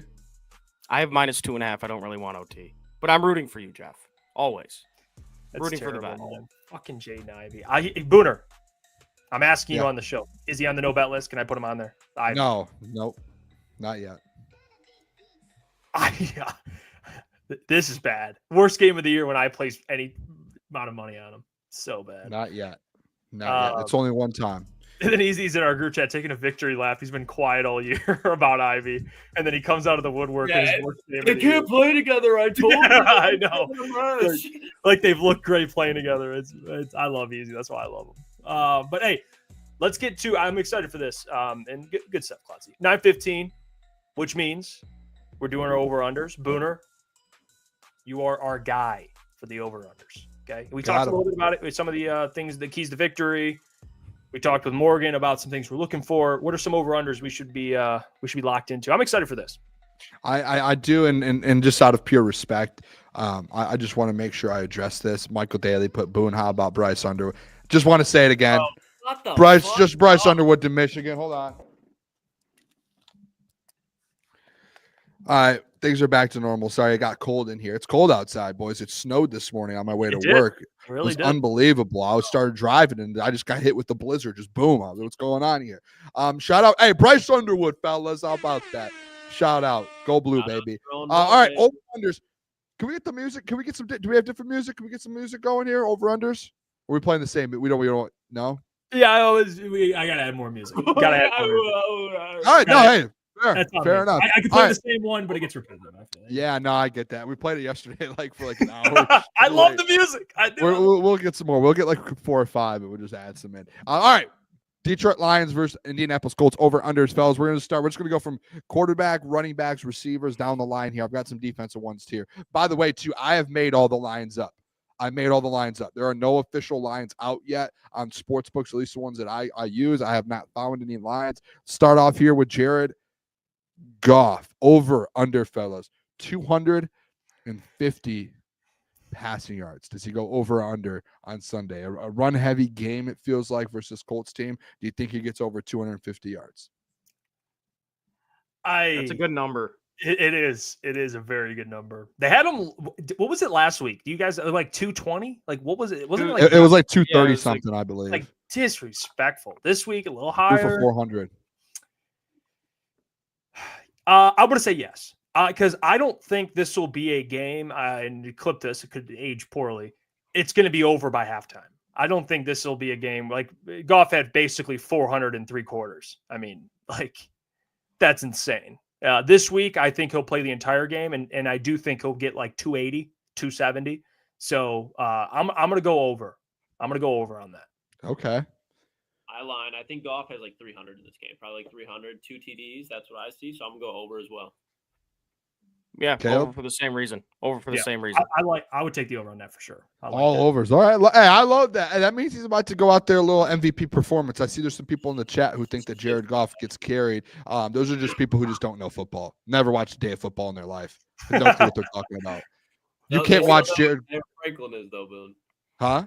They still know who Zaire Franklin is. I don't think the people that are talking about Jared Goff in the chat even know who Zaire Franklin is. They should.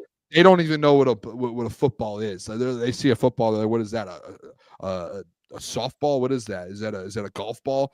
The guy has no clue what he's talking about. That's a golf ball. All right. What do you think, Boone? What do you think? Over. Okay. Yeah. Can I just address this guy in the chat? Can we just get this out of the way as a group here? I know I can tell it's bothering you. He says, who throws 8 interceptions and a very good O-line, offensive weapons to throw to 2 running backs? Buddy, you are the worst. That man just came off a 4-touchdown game, perfect passer rating of 400 yards, and just won by 40 points. You have no clue what you're talking about. You don't know ball. The man is top 3 in the MVP race, and you're trying to argue he can't play football. You should not be allowed to be in this chat right now. You shouldn't. There's people who I respect. Maybe as a person we can all be good, but just football wise, I don't think I can talk ball with you. I don't think I can't talk ball with you. I'm sorry. Just kidding. Anyone else want to comment? I'll say it. And I'm here to by back the you way, it is impressive. Demond Dice, he does support the show, even though he's a Bears fan. It is. He's a Bears fan. I'm not talking ball with him though. No. He's a good guy. I'll say it. Demond, I like Demond. Good guy. Let me explain something. Not ball nowhere. Demond, you say he almost threw 8 interceptions with a very good O-line. Let's just say hypothetically he threw 8 interceptions. Okay, it would be terrible, right? Like interceptions are never good. I tend to look at the context of those interceptions. I think that's very important. You know that, Demond. If Caleb threw 5 picks, you'd say the same thing. Well, one of them was a Hail Mary. 2 of them were tip passes. We all do this. So you're being, you're being, what's it called? Disingenuous when you say that. 8 interceptions. Anyway. Hey, I love the Booner Path guys. I think they put him in timeout. I think they said he's going to timeout. I literally think they did. I love it. Yeah, I haven't seen it. I would have seen something by now. Yeah, Demond, even if he threw 8 picks, dude, like the guy's been balling all year. So, I mean, you got to look at the bigger sample size. I mean, you just do. He's got 300 seconds to think about what he's done. Oh, gosh. 3,300 seconds. Is that what you just said? That's where I think Coach Ball put him in 300 seconds timeout. Yeah, it's okay. All right, next one. Here we go. Let's keep this over under. Detroit Lions versus Indianapolis Colts. Over under. Jahmyr Gibbs, fellas. Not rushing, not receiving, all-purpose yards. 109.5. Over. So you said all-purpose 99.5. 109.5. Oh, 109.5. Over. Yes. He's been averaging that over the last couple, probably like 5-6 games. He's not slowing down anytime soon. Over. He's going to probably have like 120 plus. Give me Jahmyr. Give me Jahmyr every time. I love Jahmyr, but I kind of have a stat line in my head for him. I'm seeing 83 rushing yards, 22 receiving yards. So 105, I'm going to take the under, but he's right there. That's the same. Right, no. And I'm not Caleb. And it's funny you went first. When Lucas said that, I'm like, I can see, like, honestly, 80, 90 rushing yards. It just depends on what he does in the passing game. Honestly, like if he has a big game, we're going to be wrong. I think I can see like 20 yards from him on the ground, like a couple catches, 20 yards. Maybe he breaks one, but I'm going to go slightly under. Hold on. Or Boone, go ahead, and then I'll say this. I mean, I'm going over. I think the man goes out there. Both sides of both rushing, receiving. I think it's at a point now. Like, and I've been betting on it. I bet it on it last week or the week. Like, it's a point to where it's like his 100 all-purpose yards is like plus 150, plus 200. Like, you can get it at very good money. And I think it's like once the line comes out, I'm going to take 100 plus yards. At 110 is not that crazy. Like, it's 15 touches for him, and he gets 110. And that's what's crazy about it. And especially versus a team that gives up almost the most rushing yards in the NFL and receiving yards. Like, they just give up yards. It's kind of like the Lions where they give up a bunch of yards. Yeah, they're 19th in the NFL points per game allowed, but they give up so many yards. They're like 28th and rushing yards given up, passing yards given up, everything. So this is a game where Gibbs is just like stack the yards up a little bit here. Yeah, it's just my gambling mind. It's my gambling mind. It's gonna be one of those games where Gibbs is gonna have a great game, but he doesn't hit the line I need. And I'm gonna go to work the next day and everybody's be like, Gibbs is unbelievable. That was a great game. And I'll be like, yeah, but he didn't hit my number. Yeah. He was 4 yards short. He's been hitting it for you. He's been making that number the last guys. Over the last 5 weeks, Derrick Henry, 96 rushing yards, 9.4 receiving yards, 108 yards, 5 TDs. Jahmyr Gibbs, 90 rushing yards. These are all averages. 30 receiving yards. So that's 119 yards per game, and then 5 TDs. The only 2 running backs are in front of him are Saquon and Bijan Robinson. Joe Mixon as well. So the guy's literally a top 5 running back in the NFL, and he's playing one of the worst defenses in the NFL. Like, watching that, I mean, he's going to get that, like, as far as the receiving, like, in one catch, like, as far as the receiving goes. What he did last week against Jacksonville. Like, there's not a guy on that defense one-on-one that's stopping Jahmyr Gibbs. The only thing that would stop it was like, if it's a close David game, Montgomery. Who's going to be making the plays if it's a close game alongside David Montgomery? Because he's averaging 120 yards with David Montgomery. Real quick. What do you think Monty gets? Oh, no. All right. Let's we're doing an over-under segment here. We're doing an over-under segment here. Let's keep this thing rolling here. Let me reel this back in real quick. So Klotz thinks 500 yards of offense. Okay. Klotz, I was 4 yards short, by the way. Next 4 one. yards Here we short. go. David Montgomery. David Montgomery over under 65.5 rushing yards. Not all purpose, rushing. 65.5. Klotz, you go first. I'm Curious. going under Oh! 65. I think it's like 50, 55 this week. Give me the fucking over. Give me the fucking over. I think, hey, Caleb, you know what, Caleb? This guy, you know what he doesn't understand, right? And this is Klotz. I love him. He doesn't Don't hit understand. me with Montgomery's that. about to go out there and get 70. Okay? He's about to get 70. 70. Minimum. So he's clearing the line. You know what I mean? It's already cleared. It's just, is he getting 70, 80, 90?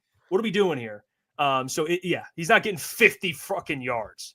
So you're telling me he's going to get 13, 14 carries, 50 yards? 50? You think he's going to have a pretty average game? That's what you think here.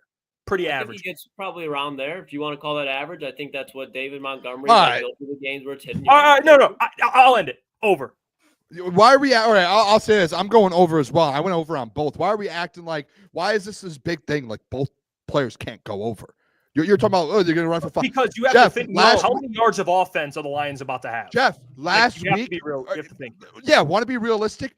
Jameer Gibbs had like 170 yards last week, and David Montgomery ran. Jags. It's the Colts. They Jags. give up the 28th most yards in the The NFL. Colts have more talent than the They Jags. give up the 28th most yards in the NFL. Statistically, it's possible. David Montgomery ran for 75 yards, and Jameer Gibbs had over like 160 all-purpose yards last week. Give me the over on both. They give up a ton of yards. We're acting like it's like you're like they will never in this world ever be able to run for that many yards. There's not enough yards in the world for that. Yeah, there is because they just did it last week.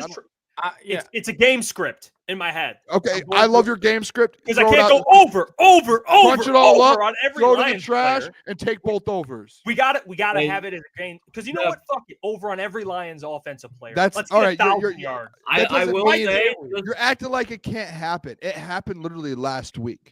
But it doesn't happen every week, Booner. I think it might have happened like multiple times this year. I'm gonna go look it up. Yeah, You guys go ahead. Jags. I bet it the did. rushing yards. This is David Montgomery's rushing yard. He had 91 last, or no, I got to start from the bottom. He had 75 last week, 32, 73, 33, 31, 80, 40, 105, 35, 91. He averages 59 yards a game over the course of the season. So that's But he's had some stinkers. Yeah, he's had some great So games. do you think like he can go. Like Booner is absolutely right. Like he is right. They both can go off, and I think that will happen. But what I'm saying is, like, I was given the number 109.5, and I think he'll be.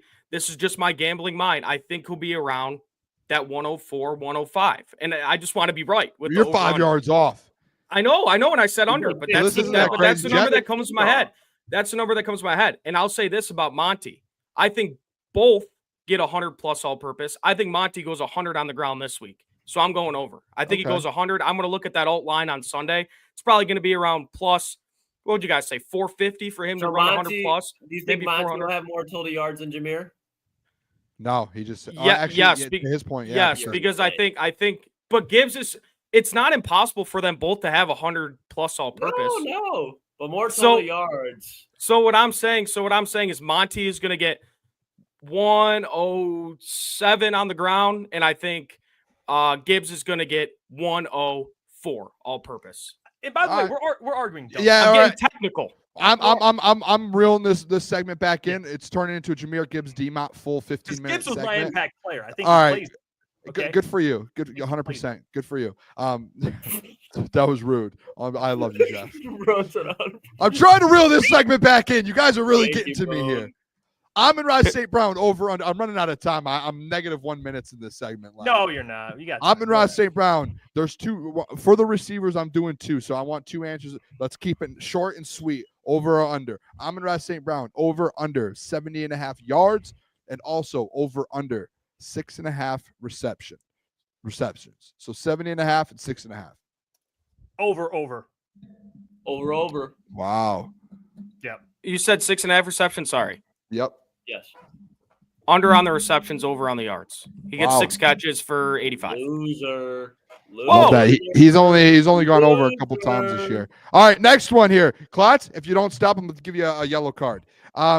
Jameson Williams, over under 60.5 yards, and also over under 3.5 receptions. I'm gonna go. What you said? You said 60.5, 60.5, and 3.5. 3. I'll go under over. I'll go over under. Over. So I think he gets about like I could see like I hope a home run happens this game, but I think it'll be more like a 4 catch, 55 yards type of game. Okay. Yeah. I love that. Caleb, you obviously think a big game. 4 catches, 70 yards, Big game. 80 yards. Big game. He's taking the NFL by storm. Wow. Big game. Okay. All right. Last receiver, Sam Laporta, over under 39.5 yards and over under 2.5 receptions. Over, because I think he hits into J-Mo's production. That's why I think Sam Laporta, if he plays even off an injury. Yeah, I think Sam's ready to go. I think I can see him out there, 4 catches, 45 yards, 50 yards. That's not a lot for Sam Laporta. It's not. No. Yeah, I'll go over as well. I'll hit that one. All over. I've been saying it all week. It's Laporta's week, I think, coming back from injury. Give me the over on both.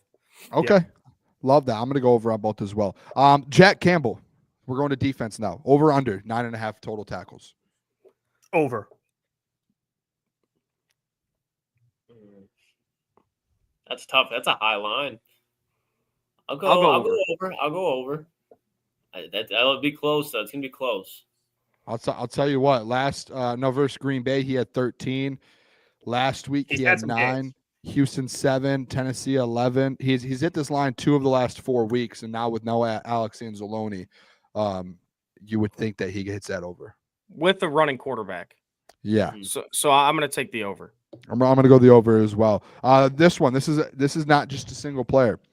The defensive line as a whole: Zadarius Smith, Ali McNeil, not Broderick, DJ Reader. I almost threw Broderick in there, but he might play. So Broderick, Josh Pascal, Levi O, all of those guys over under 2.5 sacks on Anthony Richardson. Combined, all of those guys, 2.5 sacks. So they need over 2.5. I'll go over. I think they get 3. Okay. Yeah, I think Anthony Richardson's going to run himself into some trouble. I think they'll create natural pressure, but there'll be a couple plays where Anthony Richardson's going to be asked to drop back a little bit more than normal, and he'll run himself into some trouble. So I'll go over. I think they get 4. I'm going to go under. I think they get 2. I think Nowaski gets 1, and I think going for I the think brownie Campbell points gets. I think Campbell gets segment. 1 too. I think Campbell gets 1 too. Caleb might win the segment. That feels like a Nowaski week. I feels love like that. a Nowaski week. I'm going to go under as well. I think they just get two sacks this week, just with the mobility and everything of AR. I think he's going to be able to just throw the ball away a couple times, and we've seen it a lot this year without Hutch. The Lions are always getting pressure, but they're always that late, like half a second late when a guy gets out and makes a play. Mm-hmm. I don't know if he's going to make a play, but I think he's going to get out. Last one here. The defense. Was that your first under this entire segment? I actually haven't been giving out my over-unders. I've just been letting you guys go, trying to get this thing quick here. Okay. I've only given out a couple. I gave out the Jack Campbell over. I did that one. I didn't do any receivers. I did Laporta. I said over on Laporta, but I didn't. All right, go on. Comment on the other ones. Last one here. Defense as a whole, over or under 1.5 total turnovers. Over. Wow. Okay. Over. He's gonna have to be Superman a little bit. And I think 1 is a strip sack. I'll say from Nowaski, I guess. Whoa! I mean, Caleb's really trying. You like that? You like it? It's a Nowaski week. It's a Nowaski week. Yeah, Caleb either's going to look like an absolute genius, or this could age him. It's like what the fuck was this? It feels like a Nowaski week. I love it. It just does. That's fair. I'm all in on that one. Never in my life have I heard that. Not even Booner has one. The Saginaw Valley graduate has said, "I think this is a Nowaski week." He's a ball player. Who's more of a household name, Zaire Franklin or Trevor Nowaski? At this point, with the way you guys are talking about him, with having a week, it might be Trevor Nowaski. He can't have a sack. He can't have a sack. He can, but to say this is like a Trevor Nowaski week, where it's like the 1 sack. I'm saying 1 sack. 1 sack for Trevor Nowaski is a Trevor Nowaski week. Give me Zadarius Smith. Give me a Lee McNeil before I say Trevor Nowatzki. And that's not even being disrespectful. That's common sense. Give me Jack Campbell. That's what I said. He's getting the second one. What linebackers have an interception this year, Klotz? Oh, here we go. Okay, but interception and sack, different things. Okay, who has the most sacks is a linebacker this year? I'm assuming Trevor Nowatzki with a whopping 1. Interesting. No, Jack Campbell has 1.5. Oh, okay. I'm pretty sure Jack has 1.5. I could be wrong. I checked the other day. Yeah, he definitely does. Does he? But Trevor Nowatzki has 2, so I don't know what you're talking about. Gotta be 3. Gotta be 3. Does he really? 2 sacks and a pick from Nowatzki? Yeah, but he's Klotz having a good year, man. Klotz said he would bet his whole life on it not to rather be DJ Reader. Bet my whole life. When did those words ever come out of my mouth? That's Booner. You got to add the kid. Isn't that what you said? Never said that. Isn't that what you said? Boone, I said I would bet on Zadarius Smith or a Lee McNeil, and that's not even a shot. That's common You put your sense. life on. Oh, you said Yeah, common sense. You put your life on. Okay, well, is it common sense that Trevor Nowatzki has more sacks than James Houston, DJ Reader, Marcus Davenport? Are they Zadarius Smith or a Lee McNeil, Boone? No. Those are 2 guys. Yeah, I'm Boone, this saying. ain't the hill to die on here. I mean, it's just. Come on now. I'm just Boone. saying. I'll die on this one with you. I'm with Caleb. Yeah, Caleb too. I mean, you guys. Common sense. If you were to pick a Nowatzki has linebacker this to get, one. if you were going to pick a linebacker to get a sack or a turnover, it's the one that already is leading the team in them, and it's the one. That's fair. Nowatzki, Actually, I don't even hate LB1. that take. I would go with probably the best linebacker, but I get that. Nowatzki, he's done it. Give me David Long. Yeah, you see David Long. He comes out like give him like his own entrance. Like Terrell Ray Williams Lewis. is Terrell Williams is hyping the crowd up for him. David Long could be like, why not be Ray Lewis? Start hyping the boys up. Mm-hmm. You never know. Greenlaw type season loading. Hey, Boys, real quick. I was just gonna Steelers down 10-3 at halftime. Yeah, against famous Jameis. There you Still go. a tough game. I actually heard a stat today. Someone I work with, Mike Tomlin's never won a primetime game on Thursday night. He's like 0-8 or something. Wow, I was just about to live bet the Steelers too. Thank you for saving me money. I don't know, like if that's the exact stat. That's the way I heard it. I could be wrong, or like I could have heard it wrong. But I think it was like 0-8, 0-8-1 or something on Thursday night. I could be completely wrong. Oh no, maybe that's on the road. Maybe that's Thursday night on the road. They're on the road. Yeah, that could be the stat that I heard. Again, I briefly heard it. I'd still pick up that Steelers money line while you can, if it's positive money. To be fair, Klotz, last Thursday, I There's think you juice told on us to it. take There's someone juice on it. who. What team was that?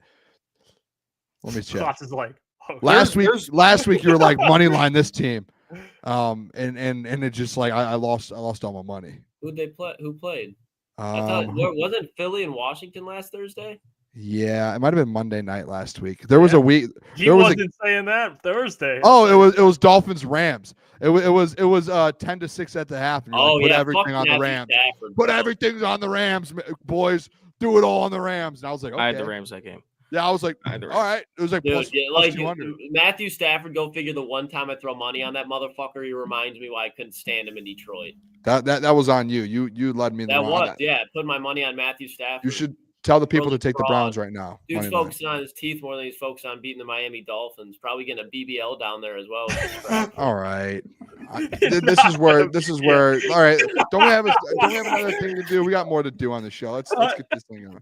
Yeah, well, we're gonna dive right into this or that. I'm gonna give you guys some situations, scenarios, and you're gonna tell me scenario A or scenario B, what's more likely. By the way, shout out Ivy. They went to overtime, still didn't score. All right. I got some this or that's for you fellas. The first one I'm gonna name, and it relates to some of the lines, but we're just seeing some consistency here. Okay, the first one: who is more likely? I put more likely because I don't want to spoil this man's interception bet. Okay, I don't want to spoil it. So I'm 5-6 right now in the year. If you want to maybe not say it, that I understand. Who's more likely to get an interception on Sunday? Kirby Joseph or Brian Branch? More likely to get an interception. I would say more likely. I would lean towards. I think the easy answer would probably be Kirby Joseph. I would say because he hasn't had one in a couple weeks and he's at 4 right. Last week. No, I'm talking about. Let me finish my. Let my the plane statement. land. Yeah. Since he hasn't had one in a few weeks and it's about he's kind of due for one, I would say go Brian Branch. That's me. Like I think safe bet always is Kirby Joseph because he has 7. He's leading the NFL in them. It's unbelievable. But I think Branch is at that point to where it's like he's not going to go 2, 3, 4 weeks without one. Like he's going to go out and get one eventually. I wouldn't even be shocked if both of them got one this week, just with Anthony Richardson going to be trying to overdo it, trying to oversling the ball a little bit under pressure. And both of those guys are in positions to make a play. I agree with everything you said, Boone. I'm with you on that. I'm going to say Curb just because Anthony Richardson is not scared at all to throw the ball downfield. He honestly would probably rather throw the ball downfield rather than make tight window throws. And I think Branch is going to be lurking. Kirby's going to be deep, and he'll get one. Like Boone said, I honestly think both will get one. Yeah, Branch is unbelievably due for one, but I'm going to go Kirby as well. He's one of, if not the best ball hawk in the NFL, and I think Anthony Richardson is the perfect matchup for him. So I'm going to go Kirby. I mean, I actually envision when you like picture a scenario. You remember that Brian Branch pick against the Vikings where I think it was to Jordan Addison and he just like extended. Out of nowhere. That's what I see happening. I don't know why. It's like this. I'm going with Brian Branch on this, more likely to get a pick. But next one, we got who will end the game with more rushing touchdowns? Anthony Richardson or David Montgomery? It's easy. Now, Anthony Richardson had 2 last week. Congrats. Go ahead. Who's ending? David Montgomery. Anthony Richardson's not getting a rushing touchdown on Sunday. It's David Montgomery will at least have a minimum of 1. AR will not have one on Sunday. Give me David Montgomery. Yeah, Demo. Not even a question. Same here. D-Mont. Don't do it, I'm Jeff. going to go Anthony Richardson. This is definitely what happened last Sunday. I'm going to be honest. This is definitely one of the ones that he put that in there to set himself up to say. No. I honestly, I'm going to go D-Mont, but I think it's going to be close. I think it'll be like 1. I don't think D-Mont, he could have 2 TDs, I guess. I mean, they're going to score points, but I think Jameer and David get in, and then he throws a TD to like Amon-Ra again. You're already at 21, so I'm curious, how that goes. He scored in 2 of his 7 games that he's played in. Anthony Richardson has. D-Mont scores in every game. He has scored in 2 of his 7. No, games. not season. 1 game. Well, I know it's 1 game, but he's only scored in 2 of the 7 games he's played in. So, like, no, you're arguing with me. I picked D-Mont. Like, I literally. I know, but I'm just saying with Anthony Richardson, like he scored in 2 of the 7. So there's no way. My bad. That's on me. I was like, what? I just picked D-Mont. All right, next one. Who will have more rushing yards? Jonathan Taylor and Anthony Richardson combined or Jahmyr Gibbs? More rushing yards? Yes. That's a great question. They combined last week for 80, 90 yards, I think it was. I don't like and Anthony Richardson. Can we make it like total all-purpose yards for Gibbs? We do rushing yards. I'm gonna go with AR. Rushing's closer. Rushing's closer in my opinion. Yeah, I'll lean with the duo rather than the Jahmyr. Yeah, if it was all purpose, I would say Gibbs. I think Gibbs gets them over the 110. But rushing, I think Gibbs is going to be at about 70-ish, around what D-Mont will be at. I think that'll be pretty similar. Yeah, I don't think I could bet against this rush defense, so I'm going to go with Jahmyr Gibbs. Like I said earlier, I think Gibbs gets around 80, and I think we hold Jonathan Taylor to around 45, and then Anthony Richardson around 30. So I'm gonna go with the Detroit Lions rush defense here, and go with Jahmyr Gibbs. That's kind of how I thought of it. Like, you're probably going to have Jonathan Taylor get like 50 yards, and then you're getting another probably 20, 30 from Anthony Richardson. I think it's going to be close. I'm still going to go Jahmyr because I think he has a big game, but not over the total yards, just slightly. But I think more rushing yards for sure. I'm going to go with Jahmyr on this. Next one. Who will have more receiving yards? Jamison Williams or Josh Downs? Who ends the game with more receiving? Oh, this one's easy. Klotz, I'll let you go. Jamison or Jamison, because Josh Downs is about to get like 5-6 catches for 50 yards. Like, and that'll like Josh Downs not a guy that he can put some games together, but he's not a guy that like he's a slot guy. He doesn't like when you watch him, like there's a reason why like Zay Flowers got picked in front of him. Like with the ball in his hand, he doesn't do too much. So Jamison Williams, I think he like when I look at JMO this week, I think it's like 3 catches for 80 yards. Josh Downs probably like 5-6 catches for 50, 60 yards. I just want to. Maybe we're confused. Josh Downs last week, 5 catches, 84 yards, 7 catches, 72, 6, 64, 109, 7, 66, 9, 69, 8, 82. Klotz is just Brian I Branch, don't OBJ. maybe understand the angle you took there because when he gets 5 catches, he's not going for 50 yards. So the angle, I'm when probably he's in the going to slot, go. who's he going up against? Brian Branch. But I me? listen. I just Who's think, the dog? Anyone he's gone up against this year, he's gone out and he's performed. So I would think that like that's going to be like their Anthony Richardson's go-to target. I would think. I would say. I think J-Mo has about 60-ish yards. I just think Josh Downs is probably have more opportunities, so I'm going to go Josh Downs.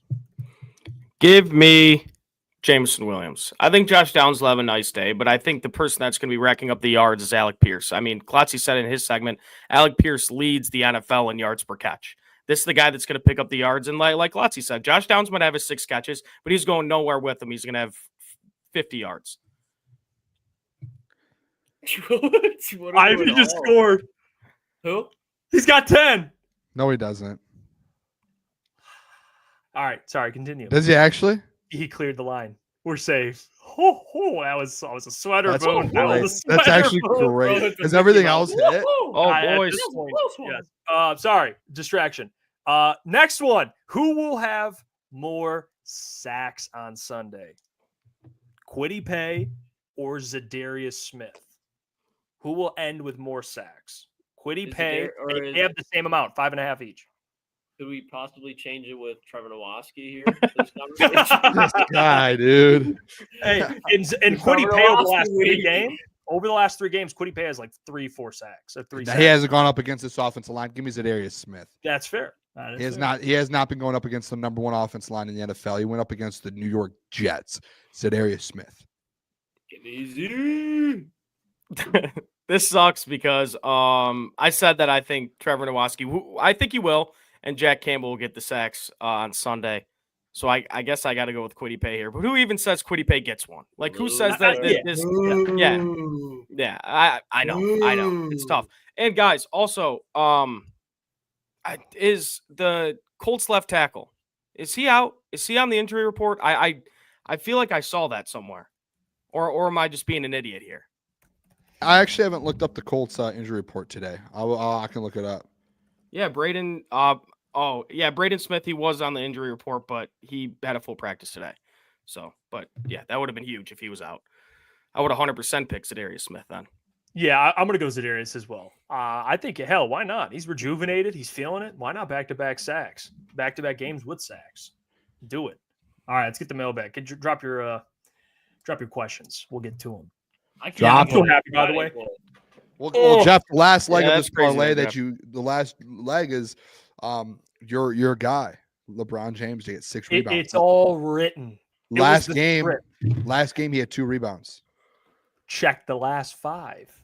Mr. Trip Dub. He's had a relationship with Miss Trip Dub for 20 plus years. He's going to go out there tonight and clear that line easily. Name me, by the way, not a single player on the Magic. Watch yourself, bro. Not a single player on the Magic are averaging more than 9 rebounds. Okay. Also, their second leading rebounder, Paolo Bencaro, fellow Italian, he is out. You do the math. So does that mean that he's just not going to play the full game? Like it's not going to be a close game? No, he's going to play, but it's destiny. He's going to get 6 rebounds. That's the last part of the leg we gotta have hit here. 6 rebounds. You kidding me, Boone? You know we're good. We're fine. If we're not, I have some explaining to do. They're taking out of the Magic for sure. That's fine as long as he gets 6 rebounds. I'm cool. Let's see, Steve Lehman, mailbag. When do you guys think the North will be wrapped up? Before or after Chris? You want to do this now? When do you guys think the North will be wrapped up, before or after Christmas? And this is probably I think it's already it's just weird because the Vikings have 2 wins or 2 losses. Yeah. So you're sitting there and the Packers have 3. So just knowing if they just keep taking care of business on their end, you don't play the Vikings for a little while. You do get the Packers to where you can pull away, even more from them because then you could win the tiebreaker.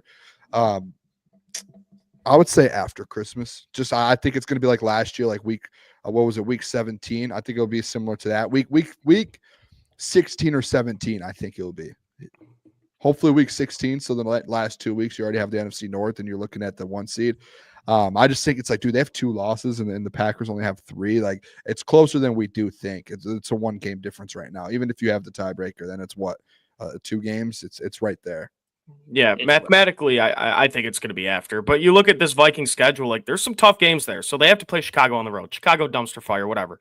Then they have to play Arizona, Atlanta, Chicago again, Seattle, who's a good team, Green Bay, and then the Lions again. So that's a tough schedule for the Vikings. So I mean, you think it's wrapped up now? Yes. Well, no, obviously, like I think it's wrapped up. Like he's asking Klotz. You have to numbers, statistics. All right, then we might as well not do topics or segments. Answer the question correctly. What are we doing wrapped here? up right now. Mathematically, do they wrap it up? The question is, when do you guys think the NFL, NFL will be wrapped up? Before, after? No. Before. He's right, wrapped up, but we know what he means. Answer the question. Like clinch? He means clinch it. Like obviously, we all think that they're going to win the NFC North. Like we wouldn't have answered the question the way we did. Obviously, it's wrapped. It's wrapped up. Yeah. I'm going to go before. I think before Christmas. You think they clinch it mathematically? I think it'll be like we're waiting for them to clinch it before Christmas. That's why I think the question is, when do they mathematically clinch it? Yes, that's how we answered it. That's the question. Even if that's not the question, Steve Lehman, man. I think before Christmas, you're going to be like, they have like a 3-4 game lead. It's theirs. Like they're fine. Like the Packers are going to fall. Vikings are going to fall. So let me go before Christmas. I'll say it again before Christmas. All right. They will clinch? Boone. Yeah, Caleb, I'm with you, dude. I'm like, yes, obviously it's wrapped up now. Like we think they're going to win the NFC North. Like they're 9-1. The question is mathematically, like if you read it, obviously he means mathematically. Sure. Then when I don't know. Like I don't even look at that shit. Like I don't give a fuck. Like it's over. True. Yeah, I'm trying to think like after. Like I feel like it's gonna be in the last 2 weeks probably. That's gonna be like every fucking division. Yeah, that's usually when we're talking about here. I mean, the man asked a question. I mean, it's very obvious. That was unbelievable. I'm gonna be honest. It got me a little bit because I clinch like after Christmas then because there's no way you're gonna clinch a division. Did you guys not listen to my answer at all either? No, I'm not disagreeing with your thing that you think they're wrapped up. I'm not looking at it mathematically. I just don't look at it like that. Let's see here. We got a couple minutes. Didn't know a division question would shake the boys, but here we are. Michael says, Mailbag, will we be celebrating a Hoosiers win? Secondly, is Bryce Underwood the second coming of Christ? I mean, that's a question for Boone. I mean, he ain't Christ, but you can go ahead. He's a great quarterback, 5-star, number 1 recruit in the nation. Very fine. Just listed it off so like best. Hey, I like that. It's like answers to the test. He already has them up here. It's just best player in the nation, number 1 ranked quarterback.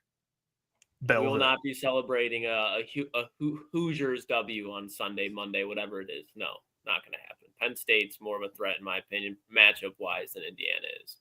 Ball don't lie.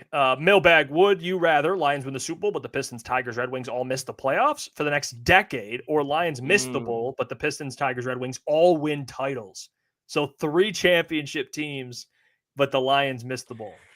That's a tough question. By the way, he didn't say miss the bowl and not make it for the next decade. He just said miss the bowl. So I'm going the other one. 3 chips? Yeah, I would go the second one for 3, and then next year the Lions go to the Super Bowl and win it. Yeah. Now, if Etienne corrects himself and says like next decade Lions don't win. No, I mean to your and Klotzy's point, we read it word for word, so we're gonna do that. I'm going with the first one, boys. I don't care. Give me that Super Bowl. Give me it now. Do not care. I would love a Super Bowl. He said you're not winning it ever, Jeff. Give me the Super Bowl. I'll go the next decade without those. We've already gone a decade without. We've gone multiple decades without those 3 teams doing it. I'll go another one for a Super Bowl. I really want a Tigers World Series, man. I really want one. I want a really, Super really Bowl? want. No, I do. It's want. Obviously, I want a Super Bowl. Tigers, Yeah, but then Pistons, Red Wings all win in the dude, respective a Super Bowl. Those teams have all won already. The Lions have never won a Super Bowl. I know, I get it. Trust me, I'm not. You even go Italian, get a like, Super Bowl. That's the cream of the crop, dude. That's literally like the understand. biggest I sport get in the like Brian. I or understand. in America. Like that is like the Super Bowl is so coveted. And I know the other ones are too, but it's the Super Bowl, man. Would you Lions say? never? I know. I don't hate it. It's a tough question, a great question. Yeah, and to Tyler's point, it is fair. Pistons, Red Wings have already won. Tigers have won at some point. At some point in history. Like I remember Lions. Pistons winning. I remember the Wings winning. Yeah, like- the Lions have never. So I get that. That'd be crazy though. You wouldn't go 10 Teams years of win a losing chip in again. 1 year. That's crazy. I mean, that's a good question because that three Dude, teams. we've had 2 decades of Tom Gores. You don't think you can go through one more decade for a Super Bowl? Come on. I might lose my hair, honestly, with this Pistons team. We need them to. Tough loss, Charlotte. Yeah, tough loss. Brandon No, Miller. tough loss. How about him? We're talking Yeah. about the Pistons now. Yeah, I mean, tough Tough. loss. Obviously, didn't watch a game, but you shouldn't lose to Charlotte. That's just the way. I mean, if you want to turn over a new leaf, if you want to be a competitive team in the NBA, you don't lose to Charlotte. You don't lose to Charlotte twice in 10 days. You just don't do that if you want to be a competitive team in the NBA. Cade you know what Cunningham, they- can I pull up his stats? And I'm the biggest Cade guy in the world. Can I pull up his stats? Because they're not very good today, and I'm going to be honest. He needs to take that, and I might compare him to LaMelo stats here. Yeah, Cade. did Cade not. Cunningham, 9 for 26. 2 for 9 from the field, 5 turnovers. How many points? 26, but that's on 9 for 26 shooting. He 2 took for 9 from 3. 26 shots. The amount of LaMelo shots Ball. he did points. That's not always great. LaMelo Ball, 35 points, 5 rebounds, or 6 rebounds, 9 assists. Brandon Miller, 38 points. You know what they're That's missing, Caleb? embarrassing. You know what they're missing? Like they have Tim Hardaway Jr. playing the wing. Like he's at wing. He can shoot, by the way. Yeah. Dude's a liability on defense. Like you can't. He is. I wish, and you had like Ron Holland or Asar. Either one of them can shoot like 37, 36, 37% from three Yes. because they would start right away. And they can match Yeah. up with guys like Brandon Miller. Tim Hardaway Jr. or Tobias Harris is barbecue chicken on defense against a guy like Yep. that. Like it just, Yeah. that's a fact. Asar Thompson is the perfect player. If Fred Vincent fixes his jump shot, like you said, if he could shoot 37%, he's the perfect player for you. Because another thing this team is missing is a ball handler. We don't Yes. have one. Asar Thompson is a good ball handler, and he's a great defender, an elite defender. When he gets healthy and if he's able to shoot, Asar Thompson's going to fit perfectly in that starting 5.